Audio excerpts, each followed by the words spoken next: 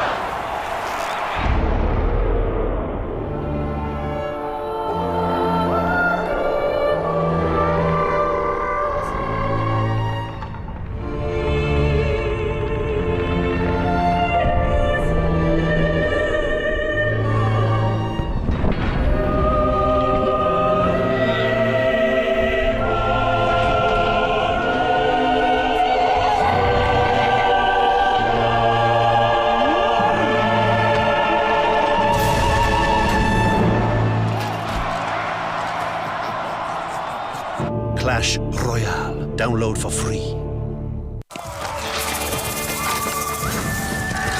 Hello! I'm looking for 8 ferocious warriors to help me duel for glory and honor in the Royale arena. Who will join me? Preferably someone strong and tall and not green. Okay, fine.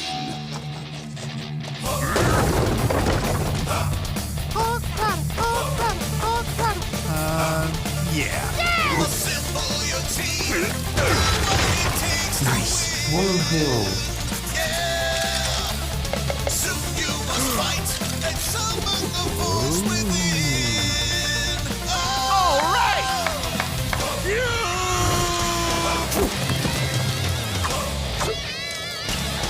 Yes! On top!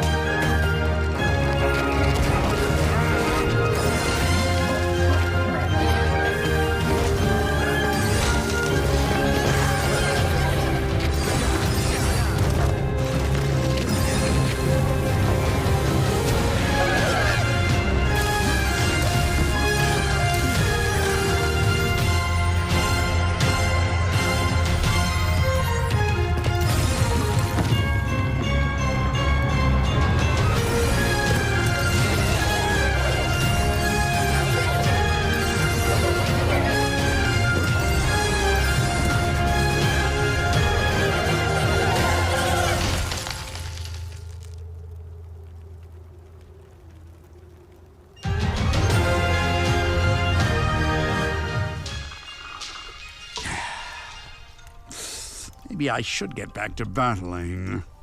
Oh, one more video couldn't hurt, right? Subscribe. Subscribe.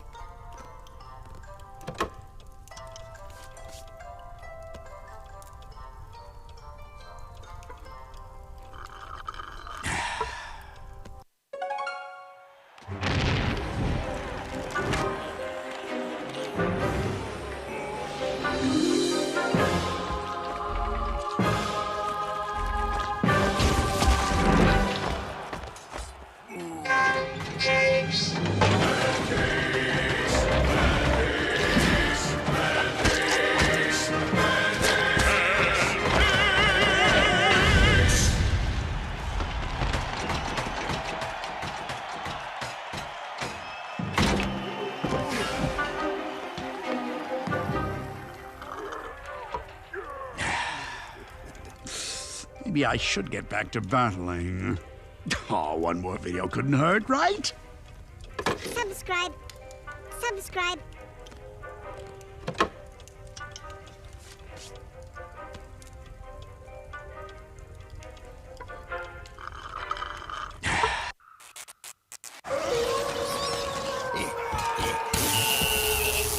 This is the best Halloween ever!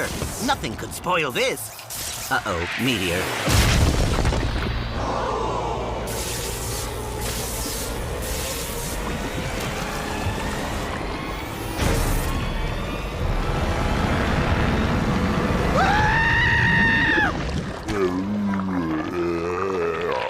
I'm sorry, what? I don't speak Gollum. Does anyone hear?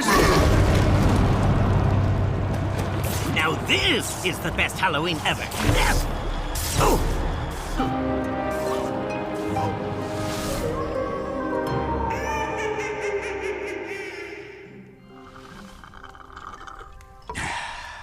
Good video. Very good. I do hope the Blue King loses in this next one, though. Subscribe. Subscribe.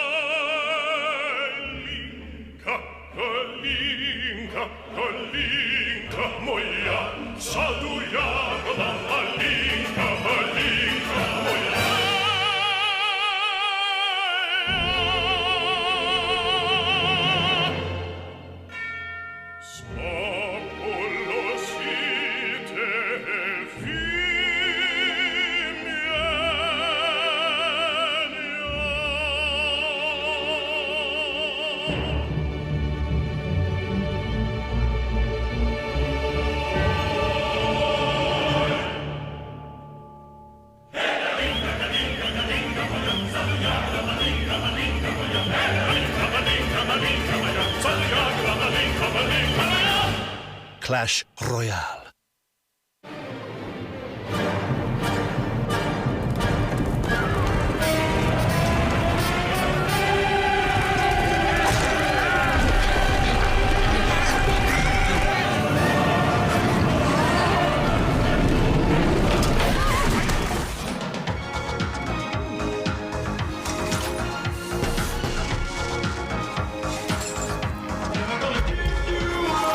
Never gonna let you down.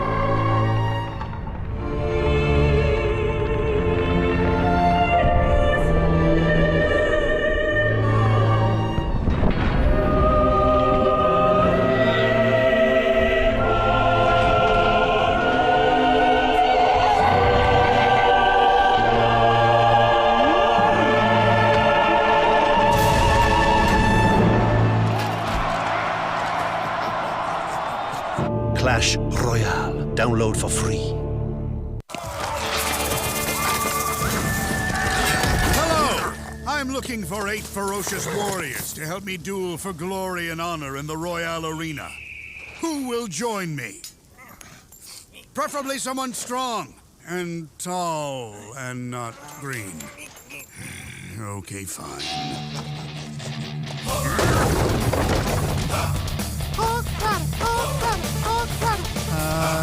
Yeah. Assemble your team. What it takes to win. Yeah. Soon you must fight and summon the force within.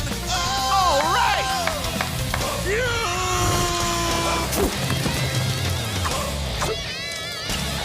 Yes! On top!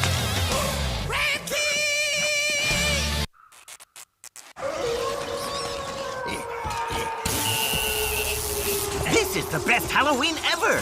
Nothing could spoil this. Uh-oh, meteor.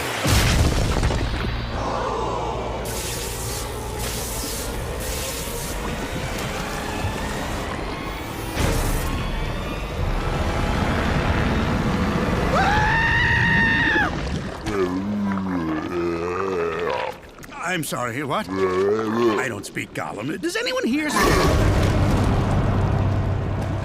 Now this is the best Halloween ever. Yes! Oh!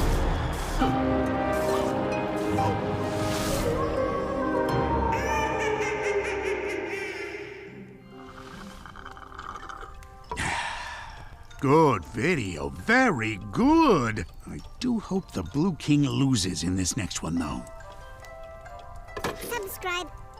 Subscribe.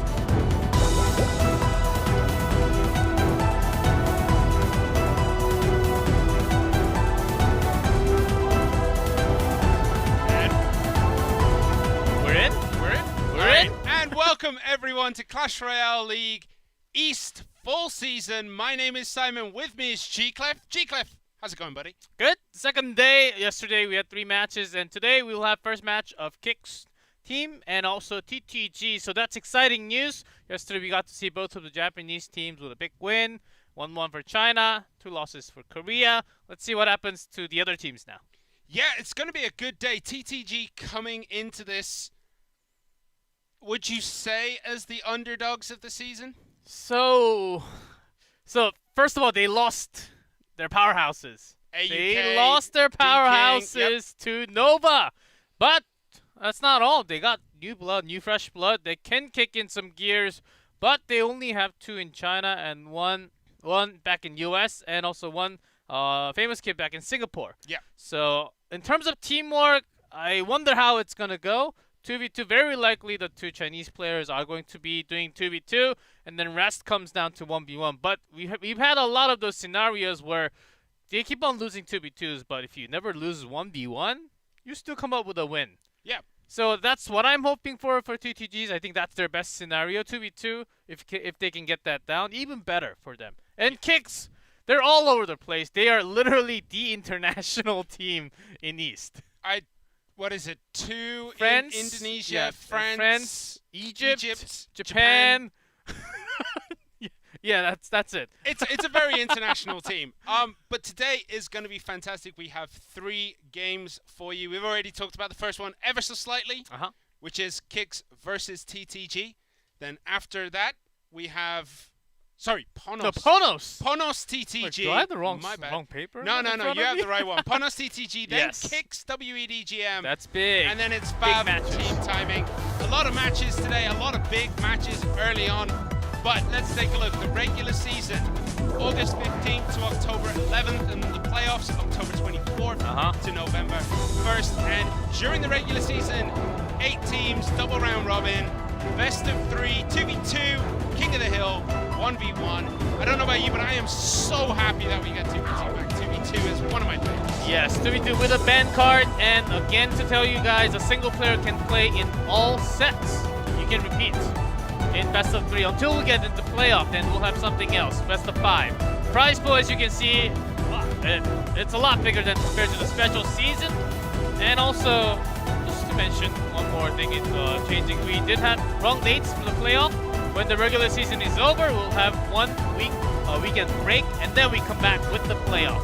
That's what we missed from the last screen. Yep, and you can see the teams: Ponos, FAV, Kix, Talent, W.EDGM, Nova, Team Timing, and TTG. These same 8 teams that we saw last time, but a lot of different players, a lot of comings and goings on each team. Few teams stayed the same. Some are unrecognizable, like what we're going to see in today's first game. Ponos versus TTG. Then Kix, W.EDGM, FAV Gaming versus Team Timing will close us out tonight. Team TTG. I'm going to get confused because they're both playing the same day. TTG and Team Timing. Oh, yes. TTG. Let's just say Nova broke in, stole everything, and then kind of left Nuamichi. All on his own. And they've had to rebuild the team around Basically. Nuamichi. Yes, and Boss is there now with Famous Kid, and also, Hoi? Hoyi? Yeah, it's hard to pronounce, but we'll get that down as we go through the season. But Ponos, we've seen them pretty powerful moments. I mean, we were thinking Rad and Yakitori would be the charm for 2v2. Yep. What a surprise.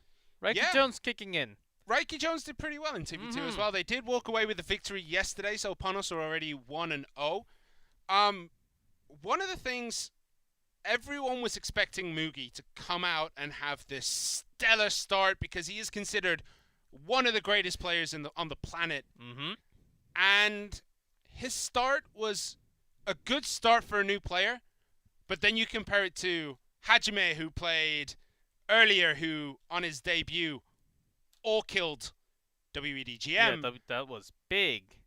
It's like it overshadows Mugi's play, but we're probably going to get to see Mugi again today.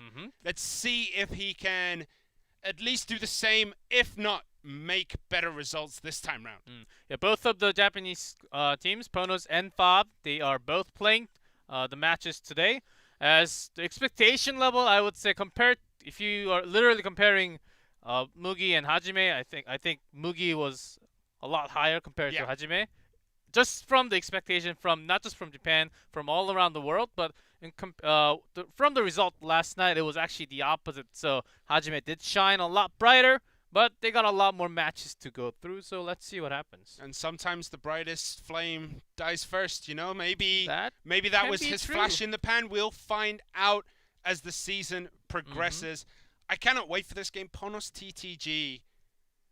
I'm interested to see how TTG use Boss, because he is playing from a completely different time zone.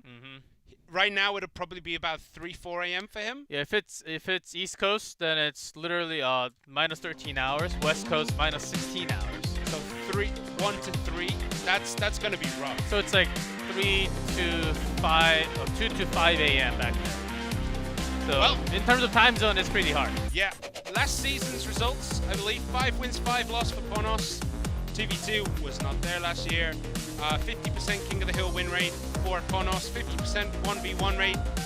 Again, TTG, we can't really take that and use it to decide how this team is going to be, because it's a completely different team. Yes, you're totally right on that. That's the roster totally basically changed, except for the player that you see on screen, Yumitsu. Mugi, as we kind of see as a key player, he's the new player coming in, kicking into the team, and already the key player.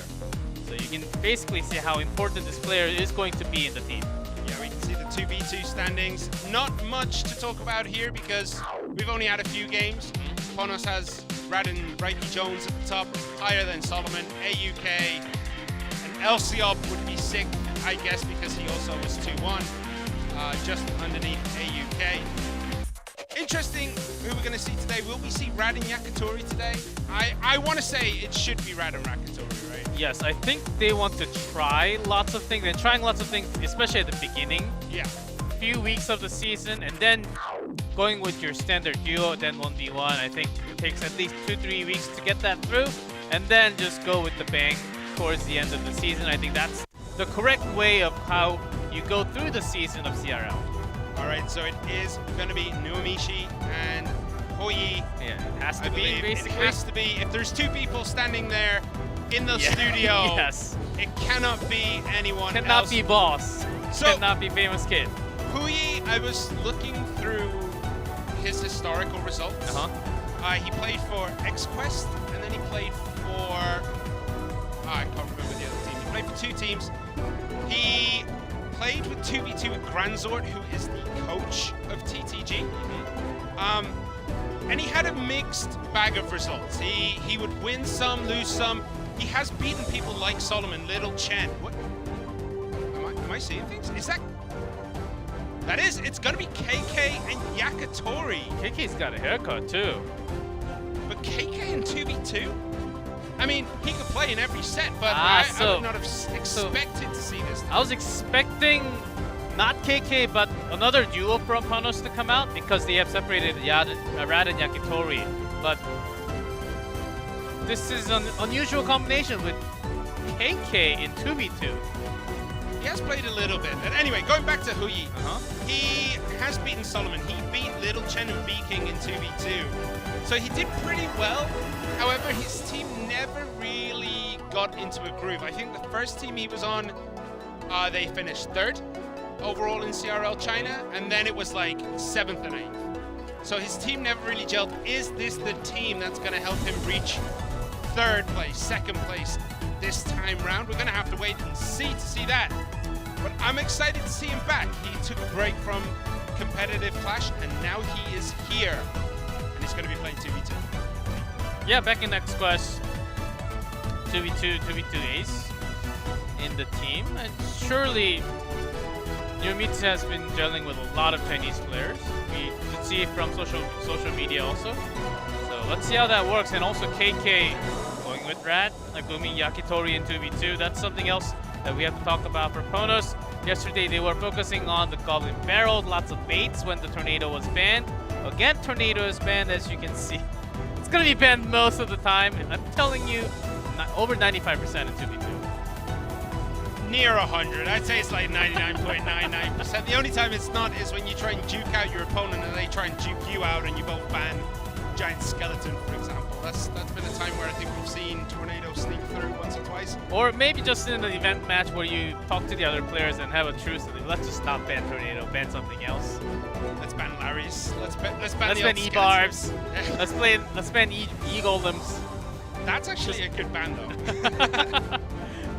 Alright, so do you think we're gonna see Freeze today? I think Freeze is actually a common spell in 2v2 nowadays. Not just paired up with Balloon, it can pair up with anything. Also, defensive Freeze also works really, really well, especially when Tornado's banned. Yep. So I think that's a really good shout. And maybe today's another day with lots of baits coming out from Ponos. I can see that. Japanese teams always tend to favor more spell-baiting kind of decks. That trend did change a bit last season. I don't think we saw as much 2.6 or anything like that. We didn't see as much like log bait. KK1, he was playing 1v1. He had some Goblin Barrel though, not the double barrel, just a single barrel with the Ice Spirit 3 times. That was about it, I think. Yeah. I can't really remember any other special games with baits only. Well, we're going to get into this one now. In red at the top of your screen, Nuomichi and Hui. And in blue at the bottom, it is Ponos, KK, and Yakitori. Gonna see how KK adapts to the 2v2. I think historically he's played once or twice in this role, back when he was on Game With. Very few games. Very, very few games. I can't remember the results. I don't think they were only when their original 2v2 pair was not really working well, he kicked in towards the end of the season, and then mixed results, I believe. Only a few games too. And just from yesterday reading the 2v2 meta, lots of Giant Skeleton, and I would say about 1/3 Lava, 1/3 Royal Giant, and then the rest. I was gonna say, it was very interesting that we didn't get as much Royal Giant as we usually get in 2v2. Royal Giant is a very popular 2v2 card. Royal Giant Giant Skeleton was one of the metas, and we figured out this morning who the other player was that we were talking about yesterday. It was Jai. No Aim Sai and Jai were the ones who kind of popularized that in 2v2. And speak of the devil, Giant Skeleton with that Royal Giant here. We're going to see how well Ponos can get this going, and it looks like it didn't go. Perfect defense from TTG. Great fireball right on the Skeleton Dragon. They were ready to go against exactly the combination that Ponos has prepared. So that's one. And without the bomb tower, do they have a secondary building? Do they have something like the cage? Talking about TTG, of course. And they have their own balloon miner. With the bats coming in as well. Is there to just slow everything down, and that balloon is getting absolutely zero purchase. Bit of death damage onto that Goblin Brawler, but nothing on the Musketeer, so that is a very healthy Musketeer at the bridge right now. And TTG, they have their own Giant Skeleton in a defense shape of form, I believe, because they also have the balloon miner. They can't put everything together in the mix. Playing a very heavy style of deck right now is TTG. How are they going to be able to manage the elixir in this game? This is going to be hard for them. Balloon is coming in with the bats there as well, and no Ewiz. Ewiz was very, very late this time coming down, but that is going to be dealt with. Yeah, they also had the slow from the snowballs. Opponents, they were ready. They were storing up their elixir for that defense, so they were getting prepared for that. About crystal clear defense there, but without the cage, they gotta deal with this balloon now.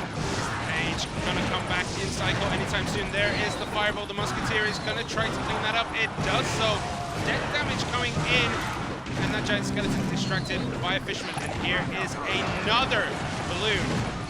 The Musketeer locked on. There we go. With the rage coming down from that Lumberjack, I still think it's gonna be okay, even with the Heal Spirit. Nice defense here by Ponos this time around. Even with the rage drop from the Lumberjack, the speed is just not enough. Anti-air, yeah, pretty much prepared by Ponos there. One cage, second one with the E-Wiz or the Snowball, so they are good to go. And this RG, with those few shots makes it about even, only 110 apart. Instantly reloading. As soon as that one falls, the next one comes out, and the seas have parted for him here. With that fisherman pulling away that lumberjack, it's gonna mean a lot of damage coming through, but the bomb tower does push the Royal Giant back ever so slightly, so it retargets. Yeah, bomb tower did come in, but before that, RG did get a couple of shots in there. This one seemed dangerous for a second because Ewis went to the side to try to go against the miner, because miner has been chipping in some damage, not major, but you gotta count all that damage at the end.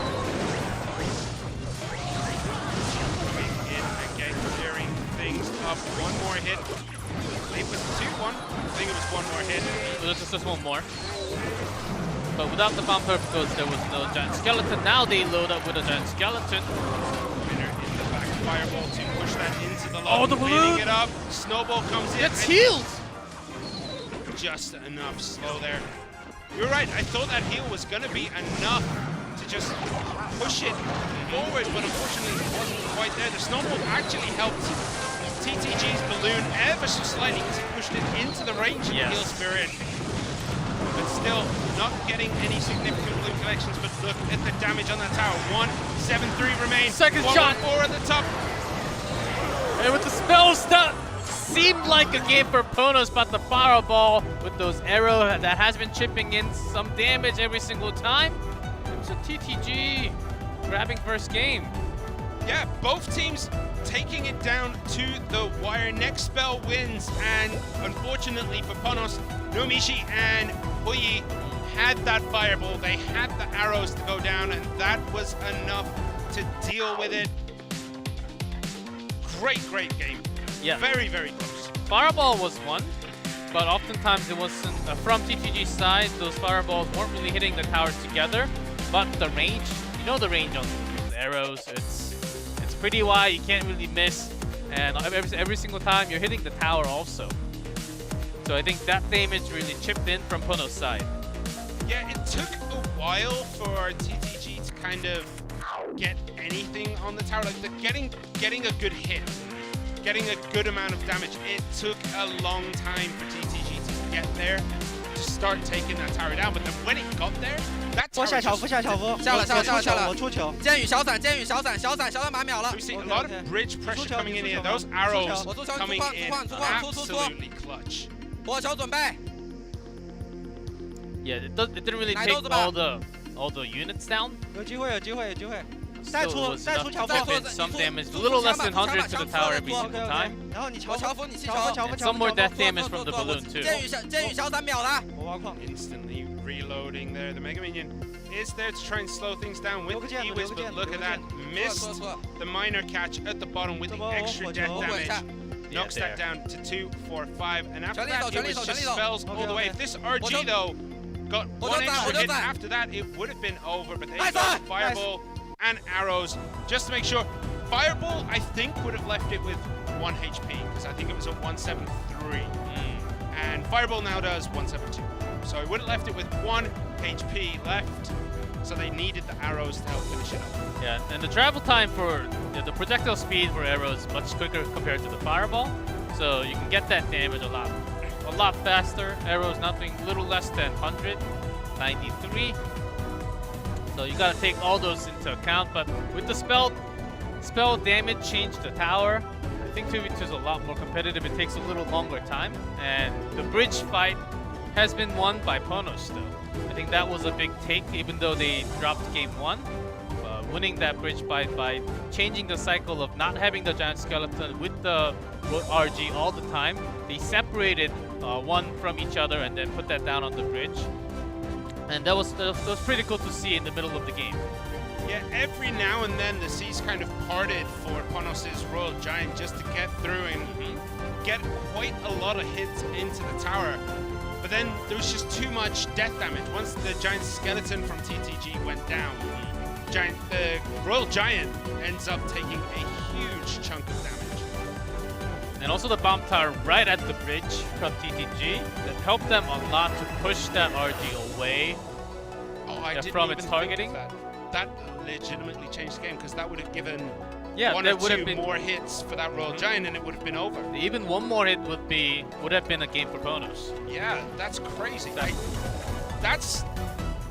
It's a butterfly effect. That one small move where the bomb tower pushes the Royal Giant back legitimately saved the game for TTG. Yeah, those death damage from the bomb tower and the giant skeleton right after. So TTG, they were just trying to get everything down with those death damage. Let's see if they continue with that strategy, giant skeleton or the balloon together. And there was no freeze last time. And starting off with skeletons at the back, Ponos just cycling through that log. Still could be anything at this point. You gotta think maybe it's gonna be giant skeleton RG, maybe more balloon play this time from Ponos. Definite possibility. So far, only the giant skeleton with the musketeer seems about the same with the log. See what variances the two teams decide to have this time round. Graveyard coming in from Ponos. And we're smelling freeze at the end from its Ponos too. Yeah, the freeze won't come this time round, but it is a possibility. It probably will be the last 5-6 seconds of the game. That actually did a whole lot of damage down to 19. I think about 500 by Graveyard itself.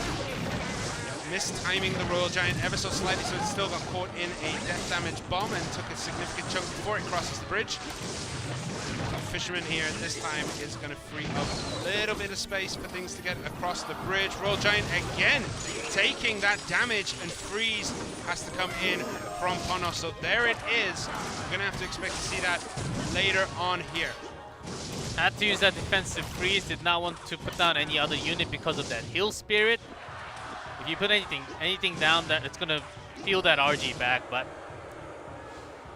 yeah, Ponos at that moment you couldn't put anything down other than the spells and the Fisherman pulling it, but you do take any damage. You do take heavy damage from RG. Yeah, also the Fisherman didn't instantly connect onto the RG. So TTG being very aggressive with these Royal Giants, not even caring if there is death damage down, not even caring if there's a lot in front of the bridge. They're just going to keep loading up and loading up with these Royal Giants. Yeah, Giant Skeleton along with the Graveyard combo. Ponos is on a roll. The freeze has been revealed already. Defensive poison here from TTG. Defensive poison and another Graveyard. So that is going to be an interesting move here. The freeze, will it come down now that the poison is gone? It does indeed, but legitimately misses nearly everything there. Only catches the dragons and things in the air. The E is out of that freeze. Still, yeah, Cage did block it, but after a few shots, when the RG is healed back up, Log is going to push it away. So no damage taken this time for Ponos. How are they going to defend this second Royal Giant without taking any damage? The Cage is not in cycle. Good fireball there from TTG, opening up. Will he get one more shot? That's it. With poison and a few other spells, TTG is going to grab second game, and 2-0. We have it. Numitsu and Hoey. Going to take the first second game and bring down Ponos in 2v2. KK Yakitori as a pairing was interesting from Ponos, but unfortunately doesn't close out the game. There were some good moments there, but I think they took just... There were a few Royal Giants that did way more damage than they should have, and it hurt. I think not just the deck choice. In terms of teamwork, I think TTG was a step ahead of Yakitori and KK for today. As Numitsu, Hoey, they were every single fireball, they were ready for the skeleton dragons hitting onto the bridge. The combination seemed like a better prep, especially against what Ponos had today. Yeah, the freeze didn't really come into play as much as it should have. The one freeze that was on the tower almost felt like it missed everything. And the second on top right, it's hard to cover everything. Yeah, even a zap to delay there. No, just for a second. Yeah, it was interesting because it already had locked onto the Fisherman, so it wouldn't have mattered. It would have actually probably been better to have that pull, because it would have delayed the Royal Giant, the Fisherman even more. But they did the zap, and then it locks onto the RG. Never really got a chance to finish that off. And look at this RG just getting work done. 254. If it had got one more shot, it would have been game over. Yeah, anyway, I did like the play where they had Graveyard, and after watching defensive poison, saying okay, they can't have 2 defensive poisons. So second Graveyard kicking in right at the end time of that poison defensive spell. That was cool, but the freeze. It's hard to aim. It's hard to get down everything together when you have so much range. I mean, but Ewiz I think was one of the units you really have to catch because it was standing right in the middle. if I remember correctly as well, I think it only caught. I think there were four skeleton dragons in the sky. I think it only caught 2. Really? They went double skeleton dragon right at that end because there was still at least one skeleton dragon still. I think it was down from the catching the sky. tower and the dragons only. Then the Ewiz were certainly was out of that freeze. And I think Ponos must have thought, okay, this is our only chance of winning. We got to do it right now because the RG, yeah, it's a lot of pressure. We only have a cage. We can only do so much. We're taking straight damage, so they had to try something. The thing is, if I'm feeling the freeze, all the pros are gonna know it. If I'm calling for the freeze, like QTG, they know it beforehand. And that's where their positioning of their units came in handy because they were spreading it around in a way where it looks as though you can get a freeze on everything, but everything is just outside of that radius. So you just spread things apart. Yeah, it's not like you put one thing miles away, so it's, just in range of whatever's on one side. They were legitimately putting it. Imagine you have a circle, you put it over the tower where the freeze is going to be. Everything from TTG was right on the edge, just outside of that circle, which makes it perfect defense. So Graveyard Freeze is pretty cool, but it's been a while. It's been out there for a long time now. So what else do we have to go for? I think it's we have to take it to the next level, man. Graveyard Double Freeze. How about that? We've seen it. It's not out of the ordinary. If you can't catch everything with one, why not bring second? All right, we're going to be moving on to the King of the Hill coming up relatively soon. As you can see, we only have one player from TTG who has played a previous King of the Hill, and that's Nuamichi. Yeah, in the previous season, because everyone else is basically in Nova now. Yep. So we have Boss, Nuamichi, Huyi, and Famous Kid, and it is going to be Mugi to start us off. A lot of Clash Royale fans out there have Mugi in your Fantasy Royale team. Definitely one of the most touted players. Is he going to be able to perform today? We're going to see. Is it going to be Boss? Is it going to be Famous Kid, Nuamichi, or Huyi? It's going to be Famous Kid. Famous Kid. From Singapore. Not yet known as well, but he wants to be the Famous Kid. He's getting ready. Famous Kid is considered a balloon cycle god. He's incredibly good. He's always been around the top of the ladder. He's been in and out. Now he finally gets a chance to make an impression on the pro scene, and I'm excited to see what he can do. He's a very young kid, first season in CRL. There's a lot of pressure on top of that. Some people eat that pressure for breakfast. Some people crumble underneath that pressure. How is he going to be doing here? But it is a battle of the newcomers. It's going to be Mugi for Ponos versus Famous Kid on TTG. Let's see what comes down from both players. And by the way, Ponos having that t-shirt on the background with all this player signature. I really want that. Right? I like their setup. Like KK Mugi, you can see all the signatures there. That's really nice. Yeah. Is Mugi put 2 hearts on the eye? That's what it looks like to me. Anyway, okay. So we see Skeleton Dragon and Magic Archer from Mugi. Magic Archer, so Ram Rider. With Lumberjack, I'm feeling a lot more Bridge heavy coming down from Mugi. Possible Balloon. Yeah, sometimes with Ram Rider, sometimes with Bandit, sometimes with Dark Prince. Those are the 2 common cards paired up with the Ram Rider. There's the Bandit. So it's probably going to be Ram Rider. Could be Hog. Could make that change. Like the Hog Rider. Yeah. Some people actually run Royal Hog with this setup too, but rarely. It's more of a Ram Rider. Fireball down onto that magic archer. Wants no business with that, does Famous Kid. And we're talking RG from the top. Famous Kid getting ready for that perfect timing. Nothing from Moogie here. There's the Ram Rider coming in, just snaring up those skeleton dragons. And is it gonna get a connection? No. Woo! Absolute 0 damage on the tower there for Famous Kid. I think he was expecting the hunter to be towards the bridge. That's why he used that barbarian barrel to sort of spread that bullets out. Famous Kid leaving it until the last second to get those skeletons in, but look at that defense.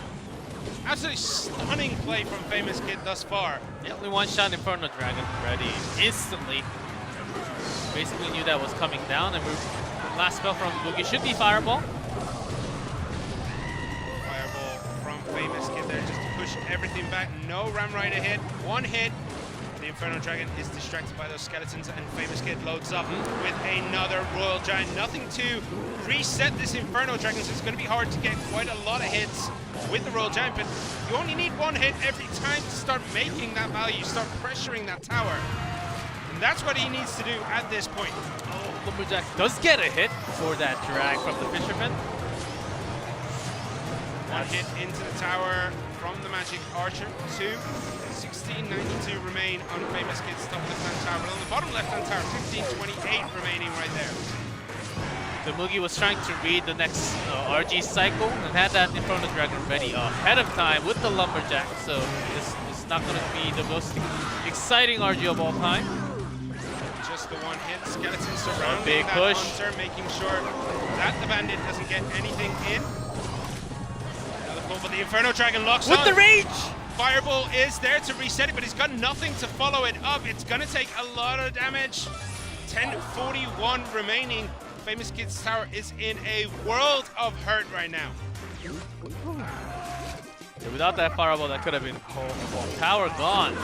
Still got one more through those skeletons, so Magic Archer slightly doing some damage, and through the RG, got the charge with the Ram Rider. Moogie takes game one just like that. A very, very greedy RG there from Famous Kid. And Moogie pounced. He was like, okay, you're going to do that? Here it goes. There goes my Ram Rider. My Magic Archer's already there. Everything is already there. So that Royal Giant was a very, very greedy play by Famous Kid. But it's only the first day. It's only the first week. It's TTG's first match. First King of the Hill loss here. No biggie. Pick himself up. Next week we might see him again, and he might do. You never know. He might come back. He's playing against Moogie.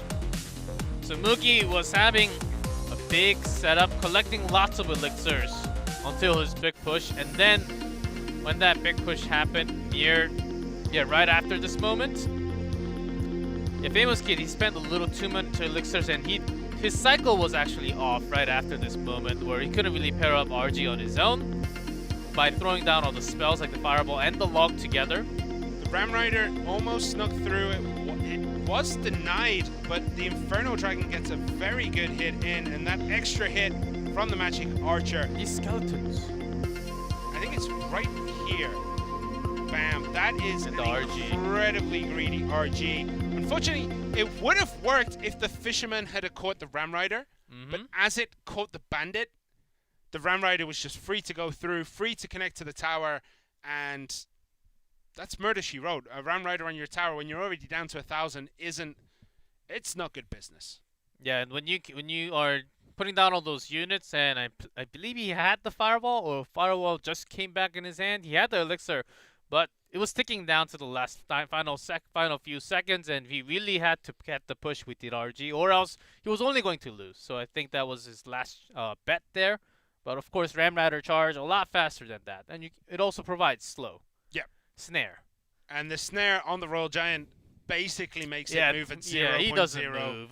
Yeah, it's a negative speed. Does the Royal Giant? He's so slow he moves backwards. It moonwalks back to his own tower. Okay, TTG, one down. Mm-hmm. Who are they going to bring out in this second? Do you think it's going to be Nuamichi or Hui? I'm feeling Hui. Hui and maybe Nuamichi, maybe Boss. It depends. depends. But I think playing the TV2 player a little after, I think it helps them just to refresh. I know a lot of people out there do want to see Boss play. Yeah, on the first day. He's a very, That's very the reason popular why you character. bring him in the roster. Yeah. Yeah, just bring him. I'm actually quite interested in how who made this active roster for TTG, because I was actually thinking Boss to be out first. I'm gonna say, okay, let's go. It's Boss, and everyone to be just hyped for Boss. Well, TTG did something that no other team did. TTG went and looked at the academy teams. They went and looked in the semi-pro leagues. Boss was playing for Space Station Academy. They came second in the No-Tilt League to, I believe it was Cream Betis. Famous Kid, I think, was playing for someone in that league, or was in another couple of amateur leagues, but he was a very famous ladder player as well. But Boss is on an absolute tear right now, if it is going to be him, because he was the first through the gates in the No-Tilt World Championship. Yeah, I'm actually really having a fun time looking at those like new, fresh players that out of nowhere, especially from No-Tilt, from all those challenges. It's going to be Boss. Okay, have Boss from USA. So TTG coming out of the gates with their two fresh players in the King of the Hill, Boss and Famous Kid. Famous Kid unfortunately went down to Mugi. There is Boss. It is currently very early in the morning, but he looks fresh. Look at his hairstyle. He's ready, man. He looks a lot fresher than I do at 3, 4 o'clock in the morning. That's for sure. It's going to be going against Mugi. I don't want to imagine it. I don't want to imagine you at 3 a.m. You see me at 3 a.m., G-Cliff. I'm a mess. Okay. Mugi versus Boss. If you want a trial by fire for a new player to the CRL East, Boss has that trial right now, because Mugi manhandled Famous Kid, or was it a bit closer than a manhandling? He beat Famous Kid. This is exciting. This is fun to watch. We're going to have a lot of these rookie new players going against each other, especially because we have a different form. King of the Hill kicking in at set 2. Like, this format is allowing this to happen. I like it already for the season. And let's see how far Mugi can get, or is it just going to be Boss kicking butt? Will Boss manage to get the all-kill onto Ponos and replicate the debut we had yesterday from Hajime? I don't know, man. I'm pretty sure Keiki is going to be standing at the last place as the final boss before the final gate. We'll see, but Boss, he has to go through Mugi first. And Mugi, game 1, looked pretty solid. All right, so we're going to get into this. Ponos' Mugi from Japan in blue at the bottom, and TTG's Boss from the USA in red at the top of the screen. Starting out with that Heel Spirit Snowball just cycling through at the beginning of this game. With the log, even with the log, yeah, there are lots of RG decks out there with the log. Let's see a couple more cards and wait. Fisherman played at the back. Is it going to be RG versus RG? You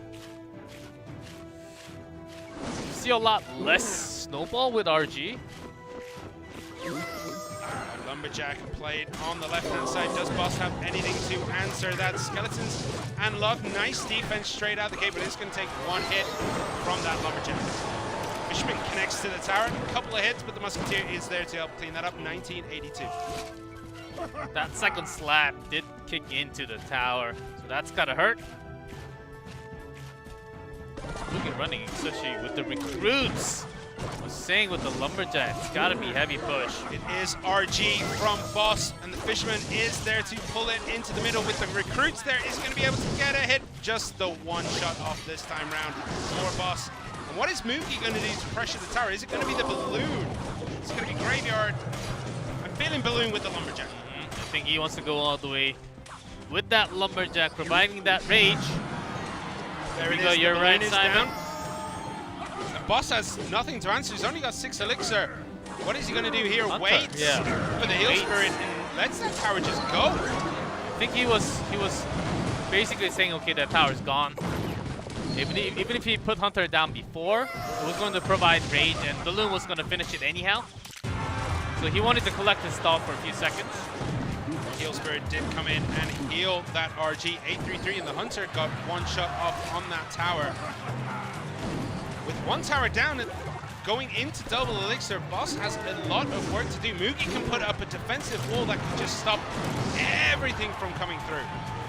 Another RG loaded up. Is there a Fisherman in hand for Mugi? Doesn't look like it so far. Musketeers there to try and slow it down. The Royal Recruits are trying their best to take it down.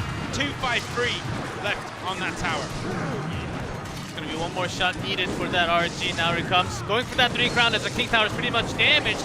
With that rage, the balloon does not connect. But the Royal Recruits are still there, wailing away. 1490 remain. Fisherman played all the way over, trying to get it, but does manage to get the tower. Boss gets the tower down, and now that RG with the Fisherman actually severely helping out, bringing it to the opposite side tower. Actually does help Boss in a way to get one more bullet, I believe, and still connected with that Heal Spirit.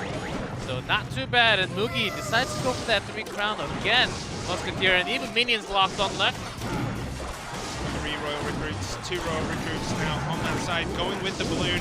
Lumberjack, the Hunter is there. Snowball to slow everything down. Will the balloon part the seas? Oh, the Heal Spirit heals it back up and gets the drop on the tower. 568 down to 296. RG in the pocket. It needs to do a lot of work at this point, and there is the Fisherman to pull it into the crown tower, but a rogue Fisherman on that left-hand side. With too many Skill Dragons in the air. It's still locked on. The snowball from Mugi helping Boss out there. Boss takes game 2. 2 times in that game, Mugi helped out Boss. The first was the Fisherman on that RG pulling it into the center. So it goes to that left-hand tower and starts damaging there. The second time, that snowball pushed so many things into the tower so that they can start wailing on it almost instantly there. Into the Princess Tower instead of the King Tower. I think it was supposed to, at least 1 or 2 was supposed to go into the King Tower section, but the snowball pushed it into the Princess Tower, which helped him do more damage quickly to end the game. So Mugi slightly feeling the pressure, I would say. Even when his balloon were connecting, doing some damage. Boss, he just got the control, and you know what we do with the Fisherman sometimes. It can work towards you, can work towards the opponents. Yeah, definitely. I mean, Boss looks cool as a cucumber. This is his first game. He was down a tower real early on. No pressure felt. Here, this balloon getting... Yeah, that should not have got a drop, but it did. It manages to find its way through. Then we get the RG here in the pocket, takes down this tower. This snowball right here pushes so many things closer to the tower so it can start instantly. The Heal Spirit in the pocket for Boss, healing everything back up. It was over at that point. When you have that much in the pocket and there's only 1,000 left on the tower, that tower, especially when you snowball everything closer to it so they can attack quicker, it's hard to get through. Yeah, that snowball, we can't really call that like a final mistake or something, because it was already locked on with the skeleton dragons, and it only, even if it pushes towards the tower, it still provides the slow. And it was going to be game-ending moment. It was a helping hand. It was just making it a little bit quicker. I could see the idea. The idea with the snowball is to slow everything down. There was nothing else that Mugi Mugi could do at that moment. Fireball would have been nice. Would have been lovely, but still, was that enough to kill the Fisherman on the left too?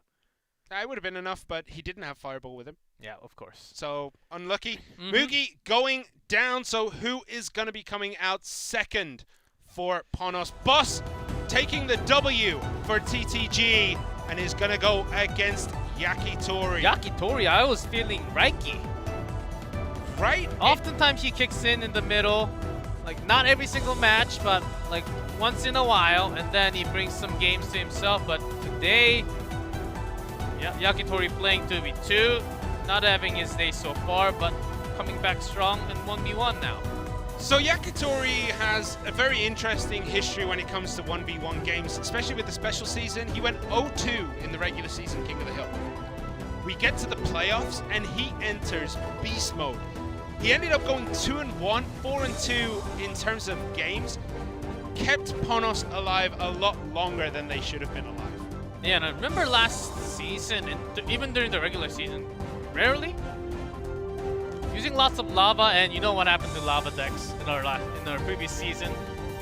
Yes, against lots of Goblin Giant and Sparky, so did not really have the best time. But in the region, in Japan, even during the last season and still to this day, Lavas actually have a pretty good percent win rate, even in grand challenges and also professional scrims. So that's why they keep on using the lava decks. Yeah, lava decks are great, but I don't know, like we were talking about it last season, we think it's a little bit too easy to snipe. And if you know your opponent's going to go for Lava Hound, you could just bring something that's just going to slaughter the ground. Anyway, down to Yakitori versus Boss. Boss getting the W on his CRL debut. Will he be able to make it 2 Ws? We'll find out, as Yakitori in blue at the bottom for Ponos is going to try and stop Boss from getting these 2 victories. Let's see if Boss focuses on his RG deck once again, switches over to the Miner. We're feeling lava from Boss. What a Night Witch. Could be Night Witch Giant Graveyard. Ooh. Okay. It's very rare we get to see 1 Night Witch. Seeing 2 Night Witches. It's game on with the Goblin Cage from Yakitori. I am feeling it's going to be... No, I think it's going to be Giant Night Witch Graveyard. Oh, a little cheaper with the Giant. Yeah. With the Baby Dragon. Still could be. And Boss might actually, with the Zap, maybe not. And with the Miner, and go with the Lava instead. But still, Clone is a potential. It is Golem from Yakitori, and with Boss taken to the skies with the Lava Hound, how's he going to be able to stop this? Oh, this is traditional Golem. You love to see it, you hate to play against it. Golem at the back, Night Witch just behind. Baby Dragon, ooh, Double Dragon. Is he going to be carrying Lightning with this? I think that would be very heavy. Yeah, no, maybe without the Ice Wizard and Tornado. Maybe just with the Tornado instead of having like a Bar Barrel. Night Witch is going to get on the tower there for Yakitori. 1 big hit. And the Skeleton Dragons as well deciding to get in on the action. 9-8-7 remaining. Miner comes in to tank up for that Flying Machine. The Baby Dragon is there to stop it. 2 very interesting deck choices here. We're talking about the Lava Hound being a popular deck for the Japanese teams, and Boss brings it out with the Night Witch, with the Barbarians as well. So that's a very interesting choice. The Barbarians are definitely going to help out against the Golem. And oftentimes instead of the Flying Machine, it's actually the Inferno Dragon. And sometimes this deck also has not just the Zap, sometimes there are some arrows out there. There is paired up with the Lava decks. Lightning for Yakitori here. That's his big spell. Golem does get to the tower, does get that death damage. That tower is most likely down. A couple more hits. 175 remaining. Lightning will be able to take that out, so Boss has to be very careful. But the pubs. Good Tornado pulling everything back. It's looking rough for Boss now. He's not even going to try to put bodies around that tower to try and stop the Lightning. It is in cycle. There's a good fireball, but is it going to be enough? 7:15 remain. 1 Lightning will finish this for Yakitori, but the Baby Dragon connects onto the tower. And even with the Zap, Yakitori manages to take game 3. Boss going down, but a good showing for him today. So Lava Miner. And oftentimes we see Inferno Dragon instead of the Flying Machine. That's the usual combination, but with the Night Witch. We do see it with the clone sometimes, but this was somewhat of a mix in between the 2 decks. And the Flying Machine certainly did not help as much when you're going against the Golem deck. You would wish that you had the Inferno instead. Yeah, I really like both deck choices. Very interesting decks to bring. Golem isn't exactly in the greatest of spots right now. Lava Hound Night Witch with the Miner. It's a very interesting deck. Have you seen it before, G-Club? Not with the Inferno Dragon, yes, but not with the Flying Machine. So an interesting choice there. Why would you pick the Flying Machine instead of the Inferno Dragon? I think he wanted to bait some fireballs. And just thinking about all the graveyard decks out there, RG decks that contains a lot of poison and fireball, I think that's what he went for. But he went up against the Golem deck. What a matchup for Boss. I think he had a tough time because of that deck choice. Yep, and right there. Yeah, he went for the higher percentage of meta, running into meta decks, and it happened to be Golem. Yeah, and running into a Lightning. I feel like we don't see Lightning half as much as we used to. Yeah, only basically in Golem deck. That's about it. Some RG decks still containing, still having that Lightning. Yep. But very, very few. It's basically Fireball and a two cost spell. Well, Boss going down. Good showing from him. First day, 1 win, 1 loss. You cannot complain if you're a Granzort on TTG. If you're the coach of that team, you're going to be looking at that and going, okay, that shows promise. We can work with that. 1-1. You lose to, you beat Mugi. Yeah, that's a big take. That's a big for the take. team. Huge, huge victory there. It leaves Yakitori, and we're going to say KK in that last slot for Ponos. So it's going to be an interesting final battle for whoever they pick. I'm gonna say it's Nuamishi. Nuamisu, right? Nuamisu or Hui. So either player, I think, stands a chance. So Hui has Hui's played more of a 2v2 player, though, in history. That's in what history, we know. though, he did play a lot of 1v1s. I was checking through his results today. He has played quite a few 1v1s, but it is going to be Nuamisu. So we're going to have to see how he plays. Taking over the reins from Boss. Boss did what he needed to do. 1 win, 1 loss. And it's down to Nuamisu to get 2 wins to take us to the next match. But I think Ponos are looking for the victory here. Yeah. They want to close it up. They want to take us to that 1v1 set. Yakitori win 1 more. We go down to set 3, where we have the best of 3 with that 1v1. Nuamisu, he has to go through 2 players, starting with Yakitori. I mean, we've just seen Golem. What else can this guy provide? Starting to feel Yakitori really likes beatdown. Like we've seen Golem happen. Also, 1 more Golem from last season, and a whole lot of lava. Heavier version of lava too. So, what if we go down to Training Grounds and he plays Giant Witch? El Classic. No one plays Training Grounds, okay? Half of the people don't even know where it is anymore. Right at the bottom of the list.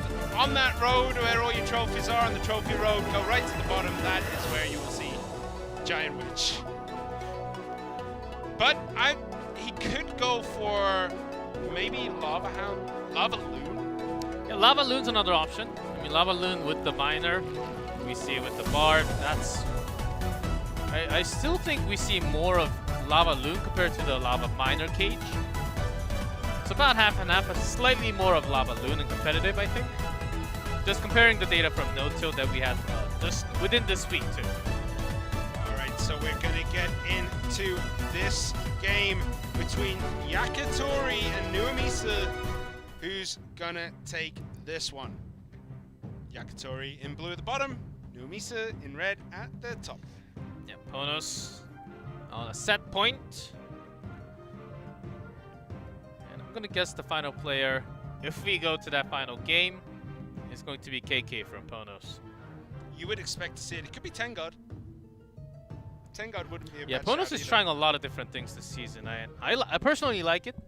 They do this nearly every season. The first couple of games in the season, they'll try things out. When things get settled, then they throw down. This time Ice Golem. Uh-oh. Ice Golem is a win condition deck, guys. G-Clan, wake up. No, the poison. Alright, so most likely Graveyard? Yeah, Graveyard with the cage. We have seen that combo and early because the Mega Minion is still locked on. Nuamisu deciding to go for that Graveyard of his own. He's going to get a decent amount of damage here. Not bad. Yeah, and has the Elixir lead. Of course, the Knight is on the field. He's going to start tanking up here just about. And a good Barbarian cage.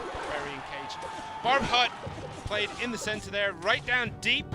Knowing that your opponent's going to be bringing Graveyard, you don't need to put it in the middle to distract things like Hog Rider Royal Hogs, that kind of thing. Yeah, the moment you see that Mega Minion, even before that he plays that E-Wiz, but very oftentimes paired up with the E-Wiz, so do take that into account.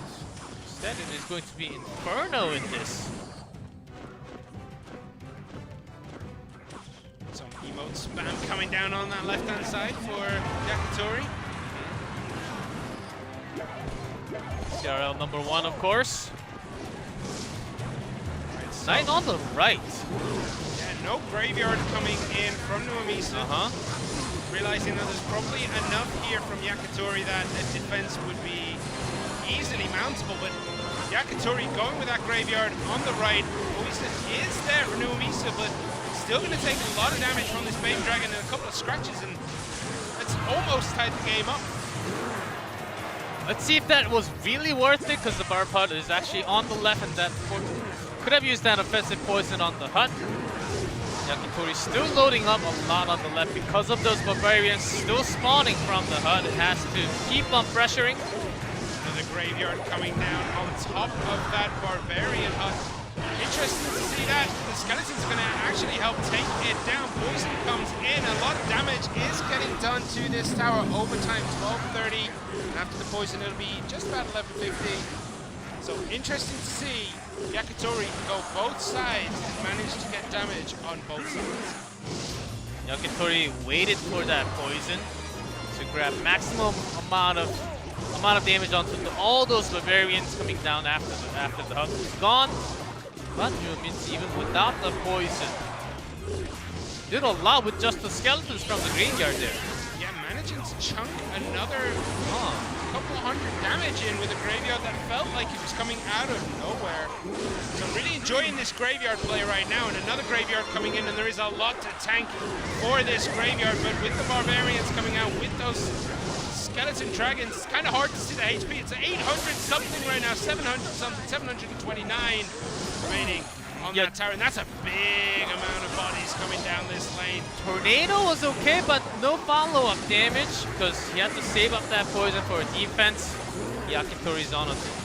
Yeah, was keeping that poison because he knew that the push was going to be massive after the hut is destroyed. Both sides still kind of feeling each other, and that's a good block. Mega Minion blocking the Baby Dragon at the bridge, leaving the Princess Tower for Nuamisa to try and defend here, but the Tornado brings everything back. Everything's now in that poison, clogging up the lane with the Knight, with the Baby Dragon, trying to slow down these pushes. Is Yakitori, good Tornado in here. Princess Tower now is helping to take out the Skeletons, but a little bit more damage. The Skeletons did the whole little too much into the poison. We need 2 more ticks. Graveyard from each, but it's not gonna matter. Skeleton Dragon gets the final hit, and Nuamisa takes game 4, tying things up. It's gonna be Yakitori out this time, and the last player from Ponos soon. So Yakitori focusing basically tossing one graveyard to the right did actually hurt him a lot towards the end. He could have done at least a couple more hundred or save up that graveyard for an extra spell cycle when he had the poison.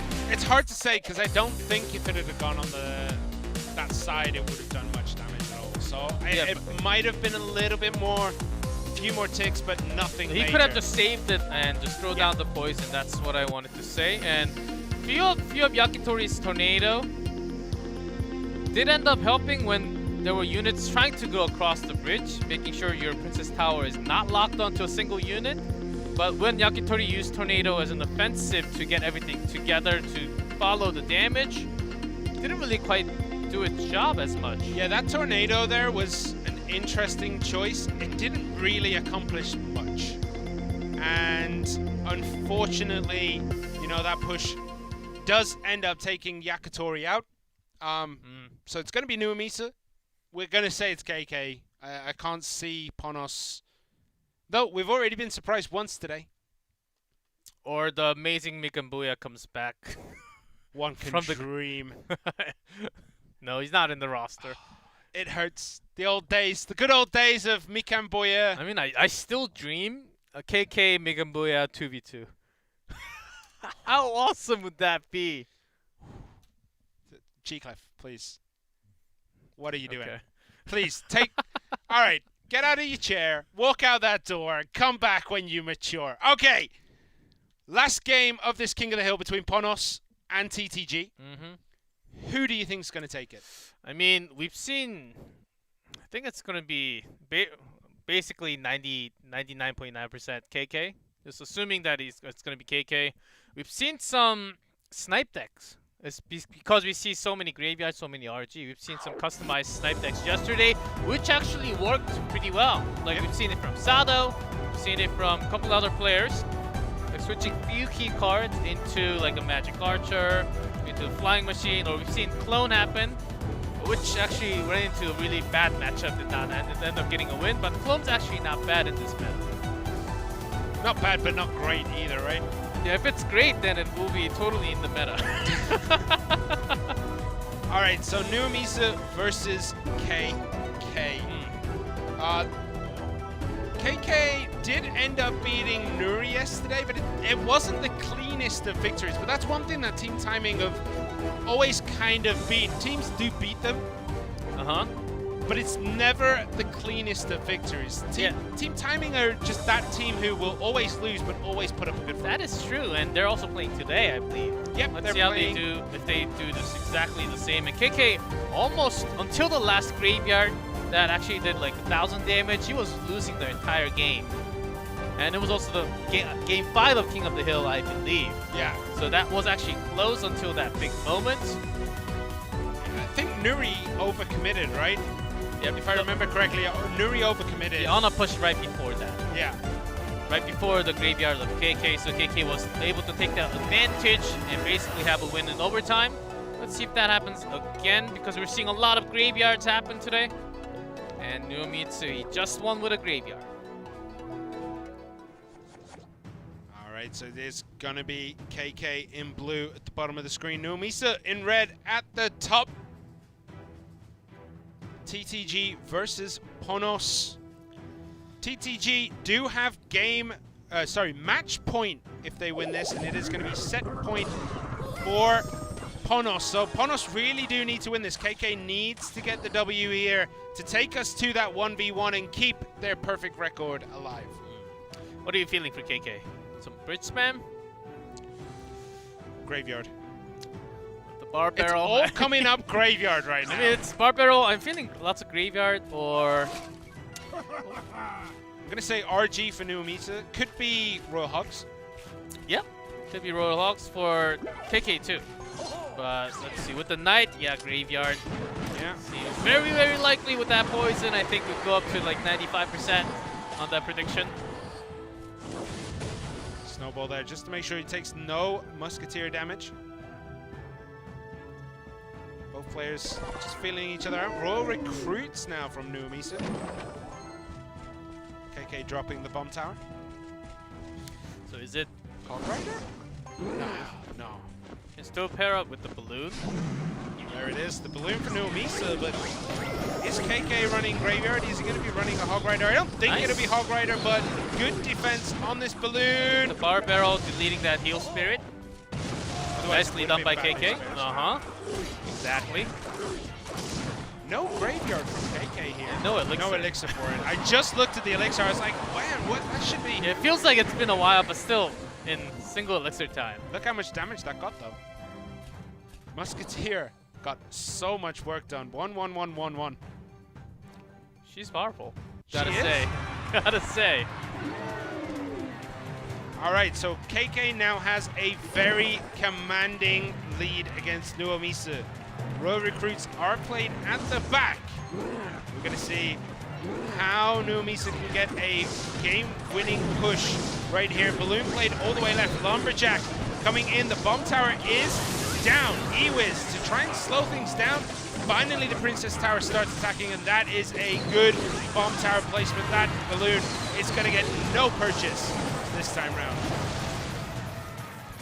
KK mixing things up, having the Ewiz in with the bomb tower. Another hit, the Ewiz for KK getting another set of damage done. Bar barrel into the graveyard. Graveyard's going to start distracting everything up, and I think The Princess Tower connected onto the Baby Dragon. No skeleton damage here. And that Baby Dragon is going to get a lot of damage just from the splash. 586 remaining. And KK is just putting on a masterclass right now. And Numitsu might...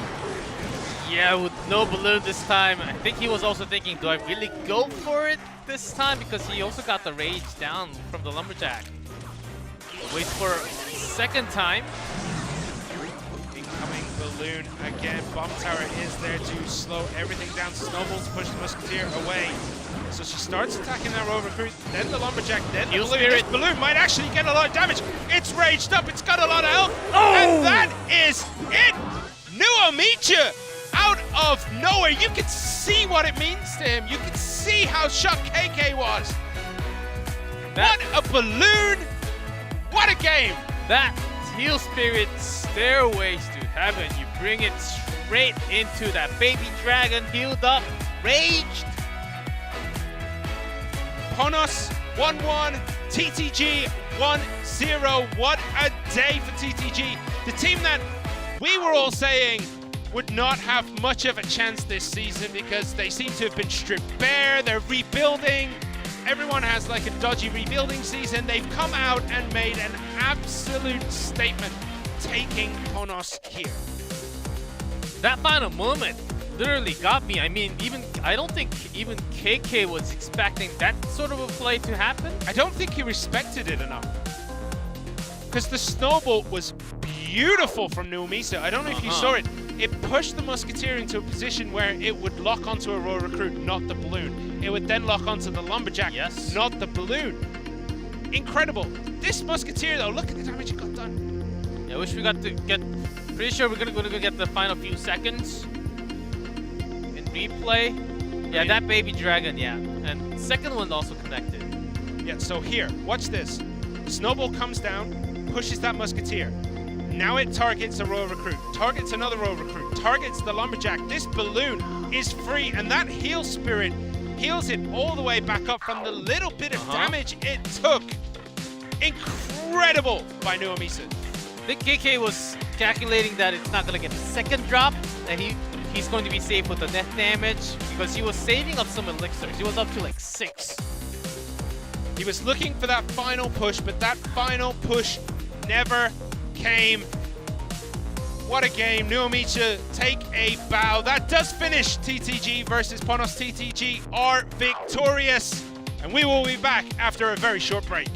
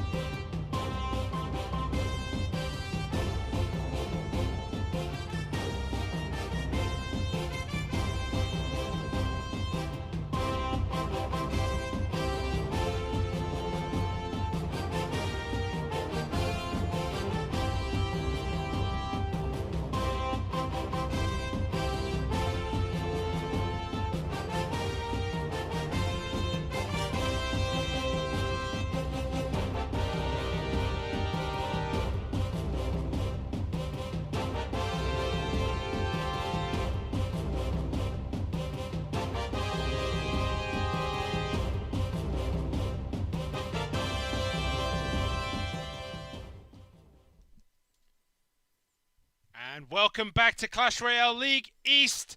We've already had one match today where, kind of against the grain, TTG beat Ponos. We had Famous Kid come out, put on a pretty good show. Boss getting 1 win, 1 loss, doing what he needed to do today. And then Nuamisa completing that King of the Hill. Great game. That balloon at the end it just did way more damage than I think even KK thought it could do. I think even Nuamisa was like, it's not going to get that much damage. I'm done. Yeah, Raged Up Balloon, it moves fast and it drops fast. I mean, sometimes you sort of forget how quickly it actually drops with the Rage and how much damage it actually does, plus the death damage. So, and I think KK also underestimated at that moment for a second. Yeah, I thought, okay, these should be enough. And then said, okay, that's game with another drop. Well, that is done. That is in the past, and we're looking to the next game. It is going to be Kix Team versus W.EDGM. A very changed Kix Team. They did keep Islaw. They kept Benzer. They kept JTV. Legend and Onion have moved on. They brought in Light, and they brought in Yuya. Light, who is a very, very top of the ladder nearly every season. I think his name on ladder is Mohammed Light. Yeah, that's right. That's right. And he's from Egypt, guys. Egypt. You make it sound like Egypt doesn't have like electricity. No. I'm like it's far away. It is far away. I mean, Islaw's in France, but this team's all over the place now, and Yuya's from Japan. It is the international team. Egypt is as far away from the Asian region as France is. I guess if you do like a nice little circle around, get the old trigonometry out. But no, Light from Egypt. We have Islaw from France. We have Yuya from Japan. We have the Indonesian pair that is Benzer and JTV. Interesting to see what Kix are going to do in terms of 2v2. So, yeah, the easy guess, I would say, JTV, Benzer, 2v2. Because they're together. And for 1v1, Benzer, Islaw, Light, Yuya, and then just go back and forth between the 4 players. I think that's the biggest bet. Or if Benzer focuses too much on 2v2, then just keep the other 3 players on 1v1 section for King of the Hill, and then whoever's feeling the best, having the best result from the practice, 1v1. I think that's the way to go for Kix. Yeah, it's pretty set and solid, but can be easily read from the opponent too. Yeah, and W.EDGM, can't forget those guys. They did go down in an incredibly close game with FAV yesterday. They did win the 2v2. Hire and Solomon did beat Kensameshi and I forgot his name. Comes down to the other. Don't get me down there. Wait, give me a second. Kitashian. Because in my head I was like Yakitori, and I was like, no, I just saw him play. Okay, so they did lose. They did win there, and then Hajime all killed on his debut in the King of the Hill, and then Expo Master did take just the victory for FAV against W.EDGM, but it was a great game.